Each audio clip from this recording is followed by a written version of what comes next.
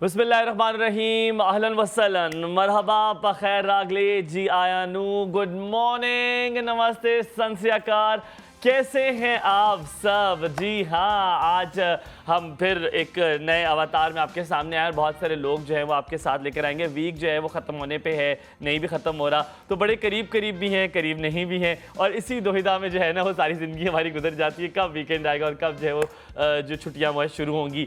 Ladies gentleman, हम आज of the record भी ये बात कर रहे थे, कभी कभी किसी को एक अच्छा जुमला बोल करना आप बहुत सारी खुशियाँ जो है बखेर देते हैं। मुझे कहते हैं हुमायूं ज़ेब अब्बासी और मेरे साथ मौजूद हैं वस नईम। कैसे हुमायूं, आप ठीक है? बिल्कुल ठीक। बस कैसी हैं आप? ठीक है, बिल्कुल ठीक, अल्हम्दुलिल्लाह। आज आप अच्छी लग रही हैं, बड़ी अच्छी लग रही है, थैंक यू।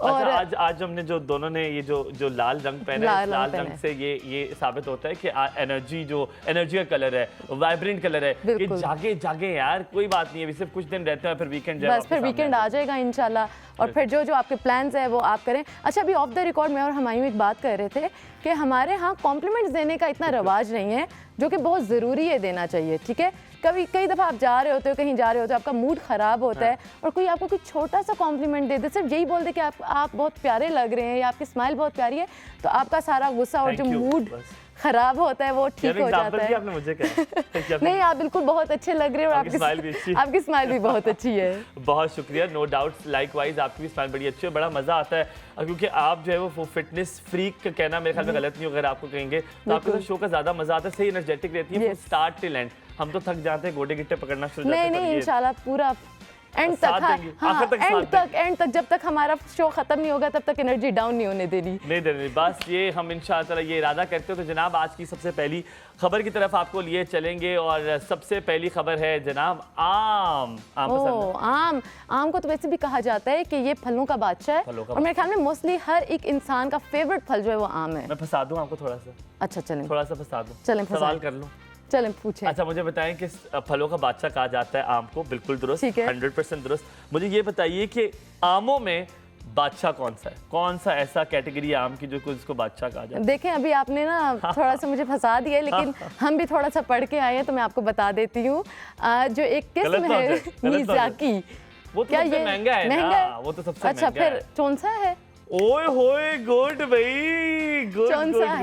चौंसा है जनाब। चौंसे को जो है वो कहते हैं आमों का बादशाह, क्योंकि सबसे ज्यादा मीठा होता है, और जो सबसे ज्यादा मशहूर पाकिस्तानी आम है वो वाइट चौंसा है, और वाइट चौंसा बड़ा महंगा भी मिलता है। अक्सर हमारी जो रेडियां होती हैं उस पर हमको नहीं मिलता, क्योंकि वो महंगा होता है और वो एक्सपोर्ट हो जाया करता है, वो दूसरे मुल्कों में चला जाता है। जबरदस्त। तो जनाब, मियाज़ाकी के बारे में जब आपको वस्त ने बताया, जी हाँ, मियाज़ाकी एक ऐसा फल है जो कि बस मुझे ऑफ द रिकॉर्ड बताई थी कि जापान से शुरू हुआ और वहाँ से इसकी ब्रीड हुई, और ब्रीड के बाद बस बड़े मज़े की बात ये हुई कि अब वेस्ट बंगाल में एक सुनहरी जो है वो कंपटीशन हुआ, 7th एडिशन था। कंपटीशन तो नहीं कहेंगे, एक एग्जीबिशन था आमों का वहाँ पे लगे, और तकरीबन 55 जो है आम बनाने, जो आम को उगाते हैं ना, वो वहाँ पर मौजूद थे, यानी कि फार्मर्स ऑफ 55 तकरीबन डिस्ट्रिक्ट से। हाँ जी, कितने आम थे वहाँ पे? कितने? 262 किस्म के आम वहाँ पे। ओफ, इतनी किस्में हैं और हमें पता भी नहीं है यार, बहुत किस्में, इससे ज्यादा भी किस्में, 262 किस्में वहाँ पे मौजूद थी, और उसमें सबसे महंगा जो आम बिका है वो है मियाज़ाकी जनाब। मियाज़ाकी की जो ओरिजिनल प्राइस है वो 2,75,000 है, लेकिन अभी आपको ये बताऊं कि इस जो एडिशन था, ये जो एग्जीबिशन था, इसमें वो 5 लाख रुपए का बिका, 1 किलो। ओह माय गॉड, इतना एक्सपेंसिव सिर्फ आम, एक फल है। सोचे, एक फल, मतलब ऑर्डिनरी फल ने भी उसी प्रोसेस के थ्रू हमारे अंदर जाना है, और वो 5 लाख का। बात सही करी, 5 लाख का। चलें, मतलब होना तो उतना ही है। तो लेडीज एंड जेंटलमैन, आपको ये साथ साथ बताऊं कि ये बात जो आम है ये तकरीबन 5 लाख रुपए का बिका है। जो भारत का एक वेस्ट बंगाल जगह है, वहाँ सुलहरी जगह है, वहाँ पर ये आम एग्जीबिशन में बिका तकरीबन 5 लाख रुपए का। ना कि सिर्फ ये, बल्कि आपको ये बताऊं बहुत सारे आम वहाँ पे थे, पाकिस्तानी आम बहुत सारे थे वहाँ पे। अनवर रटोल भी वहाँ पर मौजूद था, जो कि पाकिस्तान में भी उगाया जाता है वहाँ पे, और कौन सा लंगड़ा आम भी था जो कि पाकिस्तान में भी उगाया जाता है। तो ये एग्जीबिशन हुआ। पाकिस्तान में बहुत सारे एग्जीबिशन होते हैं, पाकिस्तान सबसे बड़ा एक्सपोर्टर है अगर बात की जाए आमों की, तो पाकिस्तान यूके को और जो यूरोपियन कंट्रीज है वहाँ पर देता है। और जब जहाँ पर ट्रक्स खड़े हो जाते हैं जाके, तो लोग जो है, जितनी पाकिस्तानी कम्युनिटी इंडियन कम्युनिटी है, वो फ़ोन करते हैं, जी ट्रक आ गए हैं जनाब स्टोर्स में, तो आ जाओ चले आम लेकर आए। तो वहाँ के लोगों को बड़ा पसंद होता है। अभी एक और बड़ी अजीब सी बात होगी है, अगर आपने आम अपने किसी प्यारे को भेजने पहले तो हम भेज दिया करते थे यार एक पेटी लेके चले जाओ, एक पेटी तक जाना चाहता था, लेकिन अब आम की एक्सपोर्ट कोई भी आम पैसेंजर नहीं कर सकता। आप 2-3 आम भी जो है वो नहीं जो है वो भेज सकते। यहाँ तक कि अगर आप खाते हुए जा रहे हैं तो आप कहेंगे पहले आप ये खा लें और फिर आप जाएं। तो जनाब ये थी आम की स्टोरी। मिज़ाकी जो है वो तकरीबन 5 लाख रुपए का बिका है और ये आम की जनाब ये स्टोरी मैं आप तक इसलिए पहुँचाया क्योंकि आपको पता है शान खुदा जो पाकिस्तान का आम है, ओए होए होए होए, कभी खा के देखें आपको लग पता जाए। तो जी अगली खबर क्या होगी ये बात हमें बताएंगे। ज़बरदस्त हुमायूं, आपने तो मुझे पूरी आम की हिस्ट्री बायोग्राफी सब बता दी है, इतनी सारी किस्में भी बता दी हैं, बहुत ही ज़बरदस्त, थैंक यू सो मच। अच्छा एक दूसरी न्यूज़ है, बड़ी अच्छी न्यूज़ है, एक ये कि हमारे यहाँ जिस तरह से जितनी बीमारियाँ आती जा रही है, अभी रिसेंटली कोविड-19 आया और उसकी एक वेव आई, सेकेंड वेव आई, थर्ड वेव आई और आती ही चली गई, और उससे पहले भी कितनी सारी इस तरह की बीमारियां आई हैं जिनकी वेव्स आती रही हैं और हमारे पास उनसे बचने का कोई सल्यूशन नहीं होता। वैक्सीनेशन जब बहुत ज़्यादा लॉस हो जाता है, ह्यूमन लॉस हो जाता है, तब जाके वैक्सीनेशन आती हैं। तो अभी साइंटिस्ट जो हैं वो इस चीज़ पर फोकस कर रहे हैं कि कोई ऐसा रेवोल्यूशनाइज ड्रग बनाया जाए जिसका ट्रीटमेंट हो वो रैपिड उसके जो हो उसका रैपिड जो हमारे पास हो सॉल्यूशन हो कि बीमारी ट्रीटमेंट उसका जल्दी हो जाए। तो आई थिंक एक बहुत ही अमेजिंग चीज़ है कि हमारे साइंटिस्ट इस पे वर्क कर रहे हैं, क्योंकि अगर इस चीज़ पर ज़्यादा से ज़्यादा वर्क किया जाएगा तो उतना ही हम इंसानी जानों को भी बचा सकेंगे। तो बहुत ही एक रेवोल्यूशनाइज ड्रग है और इस पर वर्क करना चाहिए, और जितना वर्क करेंगे उतना ही हमारे लिए बेहतर है। और अभी नेक्स्ट न्यूज़ जो है हुमायूं बताएं कौन सी आपके पास है? आपको ये आपके लिए वैसे बड़ी फिट न्यूज़ है बस, क्योंकि आप फिटनेस से आपका बड़ा जो है वो गहरा ताल्लुक है, बड़ा क्लोज रिलेटेड ताल्लुक है। अब जो हम पैदल चल के जाते हैं, अक्सर आपको पता है कि अगर ऑफिस करीब भी हो, हमें पैदल चलने की बिल्कुल आदत नहीं है, क्योंकि हम चाहते हैं कि यार मोटरसाइकिल पे चले जाएं, क्योंकि मोटरसाइकिल तो माशाल्लाह पाकिस्तान में मुझे लगता है मुफ्त बिक रही हैं, क्योंकि कराची अगर आप चले जाएं तो वहाँ पे तो मुफ्त बिकती हैं, क्योंकि यकीनन ऐसे शोज़ होते हैं जहाँ पे वो बाइक दे दिया करते हैं, तो हर तरफ बाइक्स होती हैं। तो जो पैदल चलने का रवाज है वो बिल्कुल ख़त्म हो चुका है। तो इसी तरह एक जिंजुआ जो है यूएस में एक रोबोटिक्स साइंटिस्ट हैं और वो जा रहे थे, और क्या हुआ कि अपनी बाइक पे जा रहे थे और गाड़ी वाले ने उनको टक्कर मार दी। उन्होंने कहा यार ये तो बड़ा बुरा हो गया मेरे साथ, और वो काफ़ी इंजर्ड हुए और वो हॉस्पिटल में थे, और उन्होंने सोचा कि यार मेरा ऑफिस कितना करीब है घर से, तो मैं वॉक करके क्यों नहीं चला जाता। कहते यार वॉक करके जाऊँगा, थोड़ा थक तो जाऊँगा। तो उन्होंने अपने जितने भी रोबोटिक्स के दोस्त थे जहाँ पे वो काम करते थे उन सबको इकट्ठा किया। उन्होंने कहा यार एक ऐसा कुछ मशीन बनाते हैं जिससे वॉक तेज़ हो जाए। अब ये वॉक तेज़ हो सकती है, यकीनन तेज़ हो सकती है। अगर आप मेरे दाएं जानिब देख रहे होंगे, यकीनन आपको अभी तस्वीरें जो हैं वो जल्द नजर आएंगी। स्केट्स की तरह ये हैं, जैसा स्केट्स होते हैं टायरों वाले शूज़ जिन्हें कहा जाता है, उसकी तरह के शूज़ है जनाब। और ये जो है वो चलते हुए आपको 250% ज़्यादा तेज़ वॉक होगी आपकी, यानी कि अगर आप वॉक कर रहे हैं उसको 250% ज़्यादा कर दे, उतनी तेज़ वॉक हो जाएगी अगर आपने ये वाले शूज़ पहने होंगे। इनका साइज़ एक होता है क्योंकि रिबन से बंद होते हैं, तो जिसका भी पैर होगा वो जितना टाइट रिबन बंद करेगा तो उसका पैर वो जो है वहाँ फिट हो जाएगा, लेकिन साइज़ तकरीबन अभी तक सेम है। और ये जो यूएस के जो साइंटिस्ट हैं उन्होंने इसको बना दिया है, और कहा यह जाता है कि जल्द दुनिया में जो है वो बाकायदगी से मिलेगा, और इसकी प्राइस जो है वो बहुत कम हो जाएगी।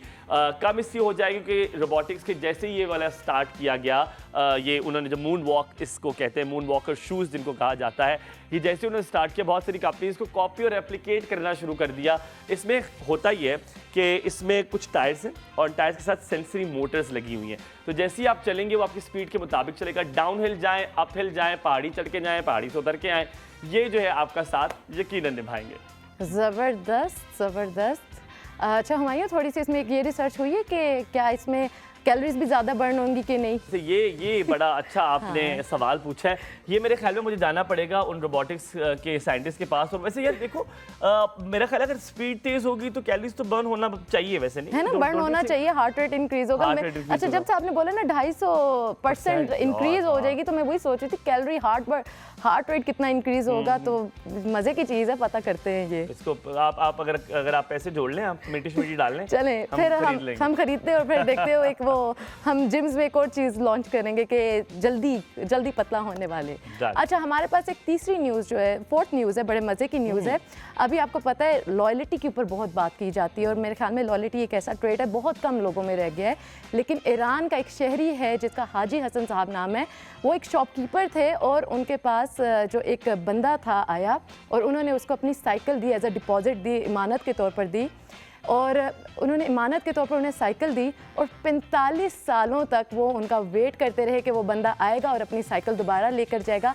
मतलब उन्होंने इमानत में ख़यानत बिल्कुल नहीं की, यहाँ तक कि 45 साल के बाद उनकी डेथ हो गई और फिर उसके बाद जो ईरान की गवर्नमेंट है उन्होंने उनको ट्रिब्यूट देने के लिए उनका स्टैचू बनाया रोड्स पर, इंटरसेक्शन जो चौक होता है उस पर, और साथ में वो साइकिल भी रखी ताकि उनको ट्रिब्यूट दिया जा सके उनकी लॉयल्टी का और उनकी ऑनेस्टी का। तो ये एक बहुत ही अमेजिंग ट्रेड है जो मेरे ख्याल में बहुत कम लोगों में कम हो गया हुआ है। लेकिन इसीलिए अल्लाह पाक ने भी बोला है कि मुनाफिक की 3 निशानी है, जिसमें एक निशानी है इमानत में ख़यानत करे। तो ये एक बहुत बड़ी नेमत है, अगर आप इमानत में ख़यानत नहीं करते, इमानत का पास रखते हैं तो बहुत ही अमेजिंग चीज़ है। तो इस पर हमें इस पर काम करना चाहिए और अमानत का ख्याल करना चाहिए। हलीमा याद आ गई मुझको, हलीमा याद आ गई। हलीमा, अल्लाह पाक आपका हज कबूल करें। आमीन सुम आमीन, आपकी तमाम दुआएं कबूल करें, आपको बहुत सारी नेमतें अता फरमाएं और जो जो अब हमने आपको लिस्ट दी है दुआओं की वो भी हमारी कबूल करें। आमीन आमीन आमीन। सो हाजी हसन के बारे में आप बात कर रही थी, इतने मजे के स्टैचू है कि उसको अप्रिशिएट किया गया। 45 साल यार, 45 साल इमेजिन करें। 45 साल इंतजार कौन करता है यार। 45 साल हम दोनों की उम्र नहीं है। बिल्कुल मिला के भी नहीं है, मिला के भी नहीं। हाँ मिला के है, मिला के है। हाँ, छोड़े ये ज्यादा नहीं बताना, ज्यादा हो गया मेरे ज़्यादा नहीं बताना। अच्छा होता ये था बस कि वो साइकिल दिन को निकालते थे बाहर और रात को वापस कहते वो अंदर लेके जाते थे। वो सिर्फ बाहर इसलिए खड़ी कर देते थे कि क्या पता जो उसका मालिक है उसको देखकर वापस आ जाए। तो ऐसी ईमानदारी की मिसाल जो है वो कहीं नहीं मिलती। अल्लाह करे ऐसे ही ईमानदारी की मिसालें इस मुल्क में भी, इस बड़े सगीर में भी मिलना शुरू हो जाए। और ज़ंजान मेरे ख्याल में जगह है, वहाँ पर ये शॉप है ईरान में ज़ंजान शॉप है। तो जी अगली खबर की तरफ जाते हैं। अब जी मसला जो दुनिया का सबसे बड़ा मसला, मुर्गी पहले आई या अंडा पहले आया? वैसे क्या लगता है वो क्या पहले आया होगा?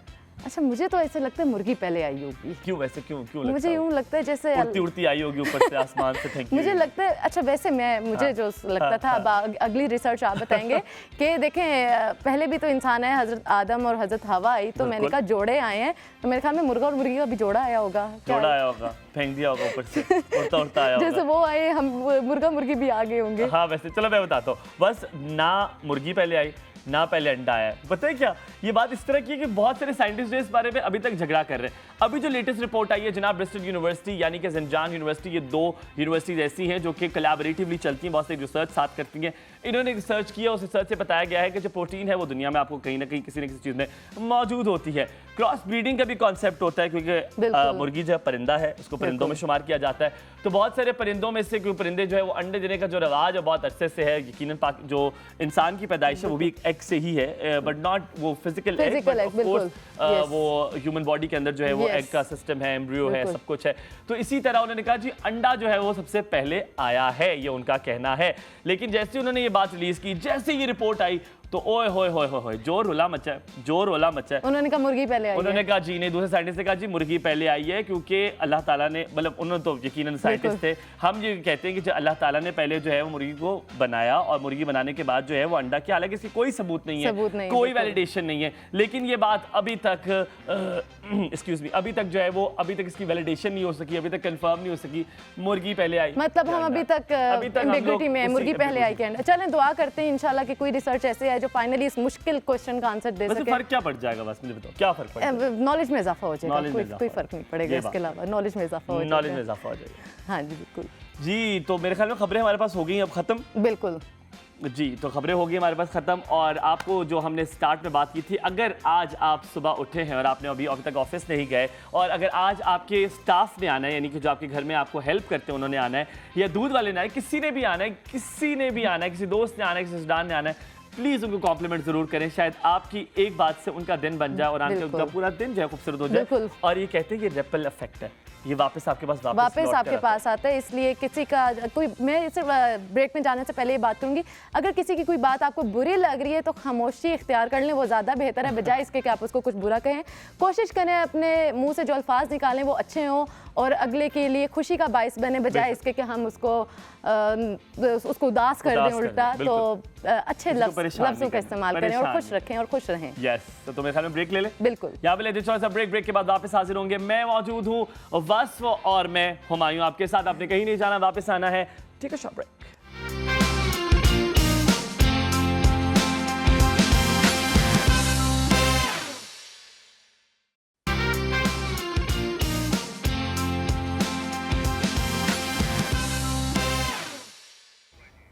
जी welcome back to the show. एक और सुबह में खुशामदीद। दोबारा से ब्रेक के बाद हम वापस आ गए हैं और हमारे साथ मौजूद हैं अस्मा फ़ारूक जो हैं फिजियोथेरेपिस्ट, और उनसे आज हम गायनी के हवाले से भी बात करेंगे क्योंकि मुझे पता चला उनकी एक्सपर्टीज़ जो है वो गायनी में भी बहुत ज़्यादा है और एक डिफरेंट चीज़ है। मतलब लोगों ने कभी भी गायनी के हवाले से नहीं इतना सुना हुआ फिजियोथेरेपी के बारे में, तो हम उनसे बहुत सारे बड़े रिलैक्टेंट भी होते हैं बस जब भी हम बात करने लगते हैं। सबसे पहले तो आपको अस्सलाम वालेकुम कहेंगे, गुड मॉर्निंग, कैसी हैं आप? अल्हम्दुलिल्लाह बिल्कुल ठीक। अब जैसे बस ने बात की, हम बड़े रिलैक्टेंट होते हैं जब भी गायनी के बारे में बात होती है। तो हमारे बड़े बुजुर्ग कहा जाते हैं, क्योंकि अब सब सुनते आ रहे हैं कि नहीं आराम करो, तुमने नहीं हिलना। मैं यही वो बात करने वाली थी कि प्रेगनेंसी का टॉपिक ही ऐसे कि हमारे बुजुर्ग जो हैं वो फ़ौरन कहते हैं बस अब आप जो है ना 9 महीने बेड के साथ लग के बैठ जाएं, मूवमेंट ना करें, कुछ भी ना करें। और खाने पीने की अगर बात करें तो जो मिलता है वो सब हम उनके मुंह में डालते रहते हैं कि अब ये भी खाओ वो भी खाओ, एक नहीं दो लोगों का खाओ। तो इसमें डिफरेंट कंडीशंस भी, क्योंकि आपकी मोबिलिटी बहुत कम कर देते हैं। बड़े बुजुर्ग कहते हैं ज़्यादा चलो नहीं, सीढ़ियाँ नहीं चढ़ो, ये ना करो। तो एक तो मोबिलिटी भी बहुत कम कर देते हैं और फिर आगे जाके डिफरेंट कॉम्प्लिकेशन भी हो जाती हैं क्योंकि आपकी बॉडी जो है मूवमेंट नहीं इतनी ज़्यादा कर रही होती। तो अस्मा इस बारे में आप क्या बताएंगी हमें कि बेसिकली क्या करना चाहिए? फिजिकल थेरेपी जो है ना, लोगों को अभी भी इसका आइडिया नहीं है। बिल्कुल पाकिस्तान में, बिल्कुल आप सही कह रही हैं। बाहर के मुल्कों में बहुत ज़्यादा लोगों को आइडिया भी है इस चीज़ का। और लोग साथ हम अभी भी इसे मालिश कहते हैं। बिल्कुल हमें अक्सर लोग अभी भी, हम लोग जब हॉस्पिटल में भी पेशेंट्स देख रहे होते हैं तो उनके माइंड में यही होता है कि अच्छा हमें आप सिर्फ एक्सरसाइज करवाएंगे। हम लोग सर्जरी के बाद पेशेंट को देखने जाते हैं तो कहते हैं अभी से एक्सरसाइज करेंगे। तो बेसिकली हमारे अभी लोगों में ना इतना ज़्यादा डेवलप नहीं है इसका कॉन्सेप्ट। बिल्कुल सही कह रही हैं। तो जैसे जैसे हम लोगों की कोशिश भी ये होती है कि हम पेशेंट को इसी तरह से गाइड करें कि जब एक पेशेंट आया तो वो आगे दूसरे बंदे को बताए, ताकि और अवेयरनेस हो। बिल्कुल आप सही कह रही हैं। और स्पेसिफिकली अगर हम गायनी से रिलेटेड बात करें तो हमारे यहाँ ओवरऑल फीमेल्स का एक कॉन्सेप्ट है कि फीमेल्स वैसे भी बहुत ज़्यादा रिलेक्टेंट होती हैं अपने पर्सनल इस तरह के गायनी से रिलेटेड किसी भी तरह के इशूज़ हों। ज़रूरी नहीं है वो प्रेगनेंसी से रिलेटेड हैं या किसी वो चीज़ से रिलेटेड। फीमेल्स बहुत ज़्यादा रिलेक्टेंट हैं इस चीज़ के बारे में बात करने से। इवन फीमेल्स दूसरी फीमेल से भी बात नहीं कर रही होती, ठीक है, घबरा रही होती हैं। बिल्कुल बहुत ज़्यादा जो है ना उनको होता है, शाय फील कर रहे होते हैं हमारी फीमेल्स में।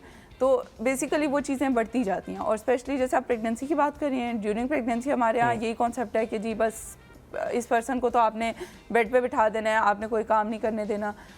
हालांकि चीज़ें बिल्कुल इसके ऑपोजिट हैं। बेहतर ये होता है कि पेशेंट जो भी प्रेग्नेंट फीमेल है वो जितना ज़्यादा एक्टिव रहेंगी, मोबाइल रहेंगी, उनकी फिजिकली एक्टिविटी जो है वो और बेहतर होगी और उससे बेबी जो है उस पर बहुत ज़्यादा अच्छा इम्पैक्ट आता है। ड्यूरिंग प्रेगनेंसी भी, इवन आफ्टर प्रेगनेंसी, चाहे बच्चा जो है वो नॉर्मल डिलीवरी से हुआ है या सिजेरियन सेक्शन हुआ है। हमारे यहाँ हम लोग अपने जैसे शुभ इंटरनेशनल में जॉब करती हूँ मैं, तो हम लोग वहाँ पे फर्स्ट मतलब जिस दिन पेशेंट की सर्जरी हुई है उससे वेरी नेक्स्ट डे हम लोग पेशेंट को उठा के एक्सरसाइज कराते हैं और वॉक कराते हैं। बिल्कुल आप सही कह रहे हैं। और वो चीज़ जो है वो अक्सर हम लोग जब जाते हैं उनके साथ, जैसे आप लोग अभी बात कर रहे हैं, हमारी जो बड़ी फीमेल्स होती हैं उनके साथ एज अटेंडेंट आए होते हैं, तो उनका पहला ये होता है कि आज ही उठा देंगे। पहला रिस्पांस उनका हमें ये मिला, पहले दिन ही उठा देते हैं। वैसे मेरे लिए भी हैरत की बात है। विदिन 24 आवर्स हम लोग उनको उठा के वॉक करवा देते हैं। और चाहे सी सेक्शन हो चाहे जो भी सर्जरी है या पेशेंट नॉर्मल डिलीवरी के साथ है। नॉर्मल डिलीवरी का पेशेंट तो अदरवाइज भी बहुत थोड़ा एक्टिव होता है इटसेल्फ भी, लेकिन जो मेन इशू होता है वो कोई भी सर्जरी हुई है, चाहे वो सी सेक्शन है, चाहे वो जनरल सर्जरी का कोई प्रोसीजर हुआ है। अस्मा यहाँ पे क्लियर कर दें, क्योंकि जो आप बता रही हैं हमारे लिए भी बड़ी न्यूज़ है कि अगर सी सेक्शन भी हुआ है या अगर जनरल सर्जरी भी है तो आप 24 आवर्स के अंदर अंदर उन्हें उठा देते हैं। क्या खुद भी उठना उसके लिए ठीक है? क्या खुद भी वॉक करना ठीक है? बिल्कुल। पहले हम खुद एक्सरसाइज करवाते हैं पेशेंट को और सारी चीज़ें बताते हैं कि आपने खुद से किस तरह से करना है। फर्स्ट 2 to 3 डेज़ जब पेशेंट हॉस्पिटल में है उसका सबसे ज़्यादा अच्छा इम्पैक्ट यही होता है कि हम लोग डेली या ट्वाइस डेली या thrice daily as per need हम लोग उसको देखते हैं और हम उनको एडवाइस करते हैं चीज़ें कि आपने खुद भी इस चीज़ को आगे रूटीन में करना है। मायूं बिल्कुल ठीक कह रही हैं, क्योंकि अभी रिसेंटली मेरे फैमिली में भी ये वाक़या हुआ है कि जो मेरी एक हैं मेरी जानने वाली, ठीक है, उन्होंने डिलीवरी की है और सी सेक्शन हुआ है। तो वो उन्होंने पहले भी उनके 4 बच्चे हैं जिनमें से 2 बच्चे उन्होंने सी सेक्शन के थ्रू ही किए हैं, लेकिन उससे पहले उन्होंने फिजियोथेरेपी नहीं की हुई थी और उनके दिमाग में वही चीज़ चल रही थी कि फोबिया था कि पता नहीं सी सेक्शन के बाद क्या होगा, किस तरह से मैं मैनेज करूँगी। और जब उनकी ऑपरेशन हुआ है, ऑपरेशन के राइट 24 आवर्स के अंदर अंदर उनको थेरेपिस्ट ने आई हैं और उन्होंने उनको खड़ा कर दिया। लिटरली वो खुद शॉक थी। 24 घंटे के अंदर। और ये मुझे बताएं ये जरूरी क्यों होता है? पेशेंट्स अक्सर जब फर्स्ट सी सेक्शन होता है फीमेल का, जाहिर सी बात है फर्स्ट टाइम बॉडी में चेंजेस आती हैं, फीमेल खुद भी उस चीज़ के लिए रेडी नहीं होती। तो जब हम उनको बताते हैं कि हमने आपको उठाना है, हमने एक्सरसाइज करनी है, हमने वॉक करनी है, तो पेशेंट कहते हैं हम कर लेंगे। तो हमने यही चीज़ हमने उनको कॉन्फिडेंस देना होता है कि आप ये चीज़ कर लेंगे, आप ये हम जैसे जैसे आपको बता रहे हैं ये चीज़ जब करेंगे रूटीन में तो आप खुद भी ये कर सकेंगे। डेफिनेटली थेरेपिस्ट आपके साथ या डॉक्टर जब आपके साथ घर तो नहीं जाएगा। जो चीज़ जितनी देर हॉस्पिटल में स्टे होता है पेशेंट का, उतनी देर हम पेशेंट को गाइड करते हैं, और उसका फ़ायदा ये होता है कि पेशेंट जब घर जाता है तो उस चीज़ को रूटीन में लाता है और वो और ज़्यादा इफेक्टिव होता है। अच्छा अस्मा, मुझे पता है इसकी बेसिक साइंस क्या, कि हमने 24 आवर्स के अंदर अंदर ही उनको चलाना है? जब अभी जैसे जैसे रिसर्चेस हो रही हैं, ये चीज़ें जो है ना ये हमें बहुत ज़्यादा इफेक्ट करती है। हमारे यहाँ पे रिसर्च का इतना ज़्यादा वो नहीं है, जो बाहर की कंट्रीज हैं उनमें बहुत ज़्यादा रिसर्च है, और रिसर्च ये कहती है कि जितनी अर्ली मोबिलाइजेशन होती है आफ्टर सर्जरी, चाहे वो घुटना बदला है किसी पेशेंट का, चाहे वो दिल की सर्जरी हुई है, चाहे वो लिवर ट्रांसप्लांट हुआ है, जितनी अर्ली मोबिलाइजेशन होती है उससे पेशेंट की हीलिंग जो है वो बेहतर होती है। तोड़ के आपने ना उनको तबाह बर्बाद कर दिया। नहीं बिल्कुल कि सर्जरी हो जाए तो वजन नहीं डालना, अभी नहीं चलना, अभी कुछ ना करना, क्योंकि ये कॉन्सेप्ट भी होता है, पेशेंट डर रहा होता है कि हम थोड़ा सा भी टर्न करेंगे तो हमारे स्टिचेस खुल जाएंगे। हम पेशेंट को बताते हैं कि नहीं, स्टिचेस नहीं खुलेंगे एक्सरसाइज करने से या मूवमेंट करने से। क्योंकि देखिए पहले ये होता था कि पेशेंट जो है वो लेटा हुआ है, एक्सरसाइज तो दूर की बात, वो टर्न भी नहीं कर पा रहे। बिल्कुल ठीक है, तो हम लोग अक्सर अभी भी जब हम पेशेंट के पास जाते हैं हम पूछते हैं कि आपने टर्न किया है कल से सर्जरी के बाद से? नहीं डॉक्टर साहब बहुत दर्द होती है, टांके ना खुल जाए हमारे। पहली चीज बिल्कुल ये सही कह रही है। वो चीज हमारा ये काम है, हम लोग एज अ फिजिकल थेरेपिस्ट, अब तो डिसॉल्वेबल होते हैं मेरे ख्याल में, बिल्कुल स्टिचेस भी डिसॉल्वेबल है। हम पेशेंट को इस चीज का कॉन्फिडेंस देते हैं कि आप ये चीज करेंगे तो इससे ये चीज बेहतर होगी, ये जो स्टिचेस हैं वो हीलिंग बेहतर होगी, स्टिचेस हैं वो अपनी जगह पे आके प्रॉपर्ली हील होते हैं। ठीक है, जो मसल्स हैं, शिफा इंटरनेशनल हॉस्पिटल से है, आप अक्सर ऐसे पेशेंट्स देखते होंगे क्योंकि एक प्रेगनेंसी जो है, हम इसके बाद फिर नॉर्मल फिजिकल थेरेपी के बारे में आपसे पूछेंगे। एक एवोल्यूशन है, एक नई जान आपके अंदर है, एक ट्रांजिशन है। जो खवातीन है वो एक पूरा एक लाइफ साइकिल चेंज होता है उनकी ज़िंदगी का, खाना पीना चेंज होता है, वज़न बढ़ जाता है, एक वेट महसूस करती है। उस वेट से बैक एक का बड़ा मसला होता है, सबसे ज़्यादा जो मसला आता है वो कमर के दर्द का आता है। तो कमर के दर्द का इलाज घर बैठे क्या है? क्योंकि देखिए बहुत सारे ऐसे लोग होते हैं जो रूरल एरियाज़ में हैं, हमारी बड़ी खवातीन है जो कि नहीं थेरेपिस्ट के पास जा सकती, सरकारी अस्पताल में शायद मौजूद ना हो। अगर आपके पास आए तो क्या इलाज है, और अगर वो घर बैठे हो तो बैक एक का मसला जो कि यूजुअल है वो कैसे खत्म हो सकता है? बैक एक के लिए हमारे यहाँ जो सबसे पहली चीज़ है वो सिर्फ प्रेगनेंसी या उससे रिलेटेड नहीं है, इवन जनरली अगर आप फीमेल्स का देखें तो हर एज की फीमेल, अब तो कभी कभी मेल्स भी आते हैं इस चीज़ के साथ, लेकिन फीमेल्स का तो क्योंकि उनका घर पे भी काम इस तरह का होता है, अगर कोई हाउस जॉब के अलावा अपना कोई काम भी कर रही है, प्रोफेशनल वर्किंग वुमेन है, तो उनका जाहिर सी बात है कंटिन्यूस अगर आपका ऑफिस वर्क है या टेबल वर्क है तो आपने बैठना है, बैठ के काम करना है, तो उसमें डेफिनेटली बैक एक होगी। हम उसमें पेशेंट को अकॉर्डिंग टू नीड जो है वो बताते हैं, क्योंकि अगर एक हाउसवाइफ है हम उसको वो चीज़ नहीं बता सकते जो एक वर्किंग वुमेन है। ठीक है, डिपेंड करता है कि पेशेंट की क्या कंडीशन है, लेकिन कुछ जनरल प्रिकॉशंस हैं जो हर पेशेंट पे, हर पर्सन पे एप्लीकेबल हैं, बिल्कुल एप्लीकेबल हैं। हाँ, डिफरेंट एक्सरसाइजेस भी होती हैं, जैसे कैट एंड काउ पोज हो जाता है, कोबरा पोजेस हो जाते हैं। उसके अलावा सिंपल जो आप कुछ चीज़ें जो जनरल प्रिकॉशंस हैं वो ये होता है कि आपने जब वेट लिफ्ट करना होता है तो हम नॉर्मल हमारा पोस्चर होता है, हम एकदम झुक के उठाते हैं, वो आपने घुटनों से बेंड करके, हमेशा स्क्वाट करके घुटनों के बल बैठ के फिर उठाना होता है। कभी भी हम झुक के जब एकदम उठाएंगे भी ऐसे करना चाहिए। बिल्कुल आपने भी करना है तो आप यही करेंगे, बिल्कुल। और सिर्फ फीमेल्स के लिए नहीं है, ये मेल्स के लिए भी है। ये बड़ा स्ट्रेंज। अच्छा, अगर आपसे कहा जाए अगर बैक एक है उसके लिए नॉर्मल, क्योंकि अब मुझे लगता है बड़ा लीथल कॉम्बिनेशन आप दोनों का, तो वो क्या करना चाहिए? कोई एक्सरसाइजेस हैं जो कि हम अभी भी ट्राई कर सकते हैं बैक एक के लिए, कोई कमर के दर्द के लिए? जैसे अगर आपने बहुत ज़्यादा देर बैठ के काम करना है तो हम लोग ऑफिस वर्कर जो फीमेल्स होते हैं हम उन्हें कहते हैं कि आप बीच में सिर्फ 5 मिनट्स के लिए उठ के सिंपल स्ट्रेचेस करें।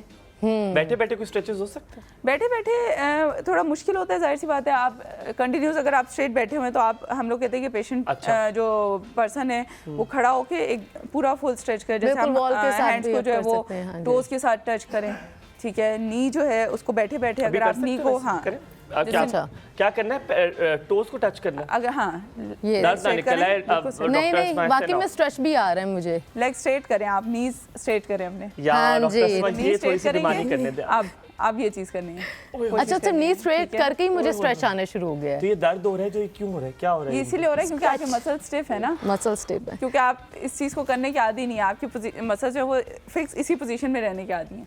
जैसे जैसे आप ये चीज़ करेंगे तो उससे बेहतर होगा। दूसरा ये हो सकता है कि आप अभी बैठे बैठे जैसे आप अपने नीज हैं उनको चेस्ट की तरफ लेके जाने की कोशिश करें। अच्छा, ओके।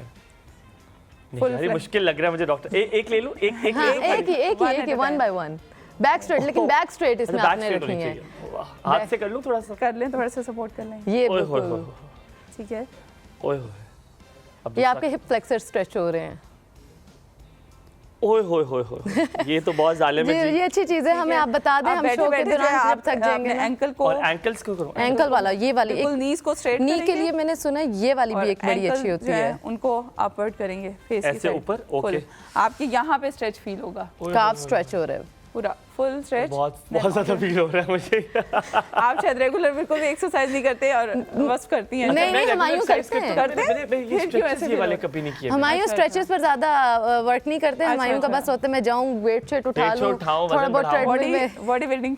हां, बॉडी बिल्कुल, बस दुआ करें इंशाल्लाह, पूरे जर्नी उनकी है इंशाल्लाह, एक दिन आएगा हमायूं भी आएंगे, एक दिन आएगा हम बिल्डर बन जाएंगे। यूजुअली हमने बैक की बात पे तो बहुत ज्यादा जोर दिया, जैसे घुटनों की बात इन्होंने की। हाँ, ये एक बड़ा मसला है जो कि मैं और हलीमा अक्सर ये बात करते हैं, जो हमारी दूसरी होस्ट है, तो वो अक्सर हम एक बात करते रहे कि जी जो ये घुटने का टक टक की आवाजें हैं ना, ये कब हमारी ये कब खत्म होंगी? और कुछ लोग कहते हैं नॉर्मल है। बिल्कुल बिल्कुल, ये इससे कोई फर्क नहीं पड़ता क्या? कहती बस हर पर्सन की बॉडी थोड़ी सी डिफरेंट होती है ना। कुछ लोगों का ये होता है कि हम शुरू से देख रहे होते हैं कि हम चलते फिरते भी हमें फील हो रहा होता है, और कुछ लोगों का जो है वो मतलब एज रिलेटेड होता है कि हाँ जी एज की वजह से चेंजेस आए तो उसका वो आ रहा है, आवाज़ आना शुरू हो गई है। या जैसे पेन जो है वो घुटनों का दर्द जो बहुत ज़्यादा कॉमन है कि जी जोड़ों का दर्द है, उसमें सबसे कॉमन ज़्यादा जो है वो घुटनों का दर्द होता है। बिल्कुल, और कहते हैं बहुत ही वल्नरेबल जॉइंट, एक तो हिंज जॉइंट होता है ना, इसकी मूवमेंट एक ही प्लेन ऑफ मोशन में है, तो इसमें कोई भी गड़बड़ हो जाए तो वो एक तो हील बहुत देर बाद होती है। और इसके लिए क्या प्रिकॉशनरी मेजर्स हमें रखनी चाहिए कि घुटना हम अपना लॉन्गर रन तक सेफ रखें? कोई सप्लीमेंट्स लेने चाहिए या कोई स्पेसिफिक एक्सरसाइजेस लेने चाहिए? अच्छा, यहाँ पर ना हमारे व्यूअर्स को एक और ये बात भी बताएं कि कितने ज़रूरी हैं सप्लीमेंट्स लेने, क्योंकि अब हमारी वो खुराकें रही ही नहीं है जिसमें हमें सारे कैल्शियम भी मिल रहा है, प्रोटीन भी मिल रहा है, तो हमारे सप्लीमेंट्स लेना कितना ज़रूरी है? खासतौर पे फीमेल्स को और इवन मेल्स को, क्योंकि मेल्स जो है हमारे यहाँ एक कॉन्सेप्ट होता है नहीं मेल्स को तो इतनी ज़रूरत नहीं है, हमारे मेल्स हैं वो बहुत ज़्यादा रिलक्टेंट होते हैं दवाइयाँ लेने में। मुझे बड़ी अच्छी लग रही है, आप मेल्स को बड़ा फोकस कर रही हैं। ये आप डॉक्टर अस्मा बहुत अच्छी हैं इस मामले में। ये पहली ऐसी डॉक्टर मुझे मिली है जिंदगी में जिन्होंने मेल्स को भी जो है, हमारे कैमरा में जितने खुश हैं आपसे, वो कह रहे हैं कि पहला कोई इंसान है जिसने हमें भी टैप किया। क्योंकि मैं खुद असल में मैरिड हूँ, मेरे हस्बैंड जो है वो बहुत ज़्यादा रिलक्टेंट है, मैं उनको देखती हूँ और मुझे कॉन्सेप्ट ये है कि मेल्स जो है वो बिल्कुल वो अपनी जो थोड़ी बहुत चीज़ें होती हैं उनको बिल्कुल वो प्रेफर नहीं करते, वो उसको डिले करते रहते हैं, और वो चीज़ जो है वो उनकी हेल्थ आगे जाके उस पर इफेक्ट भी करती है। इससे मेरा ज़्यादा मेल्स की साइड ये चीज़ है कि मेल्स जो है वो बिल्कुल जो है ना वो नहीं ले रहे होते। हस्बैंड का ख्याल रखती हूँ माशाल्लाह अपने। तो कौन से सप्लीमेंट, जैसे वस्त ने पूछा, जो देखिए सप्लीमेंट्स तो डेफिनेटली आप अपने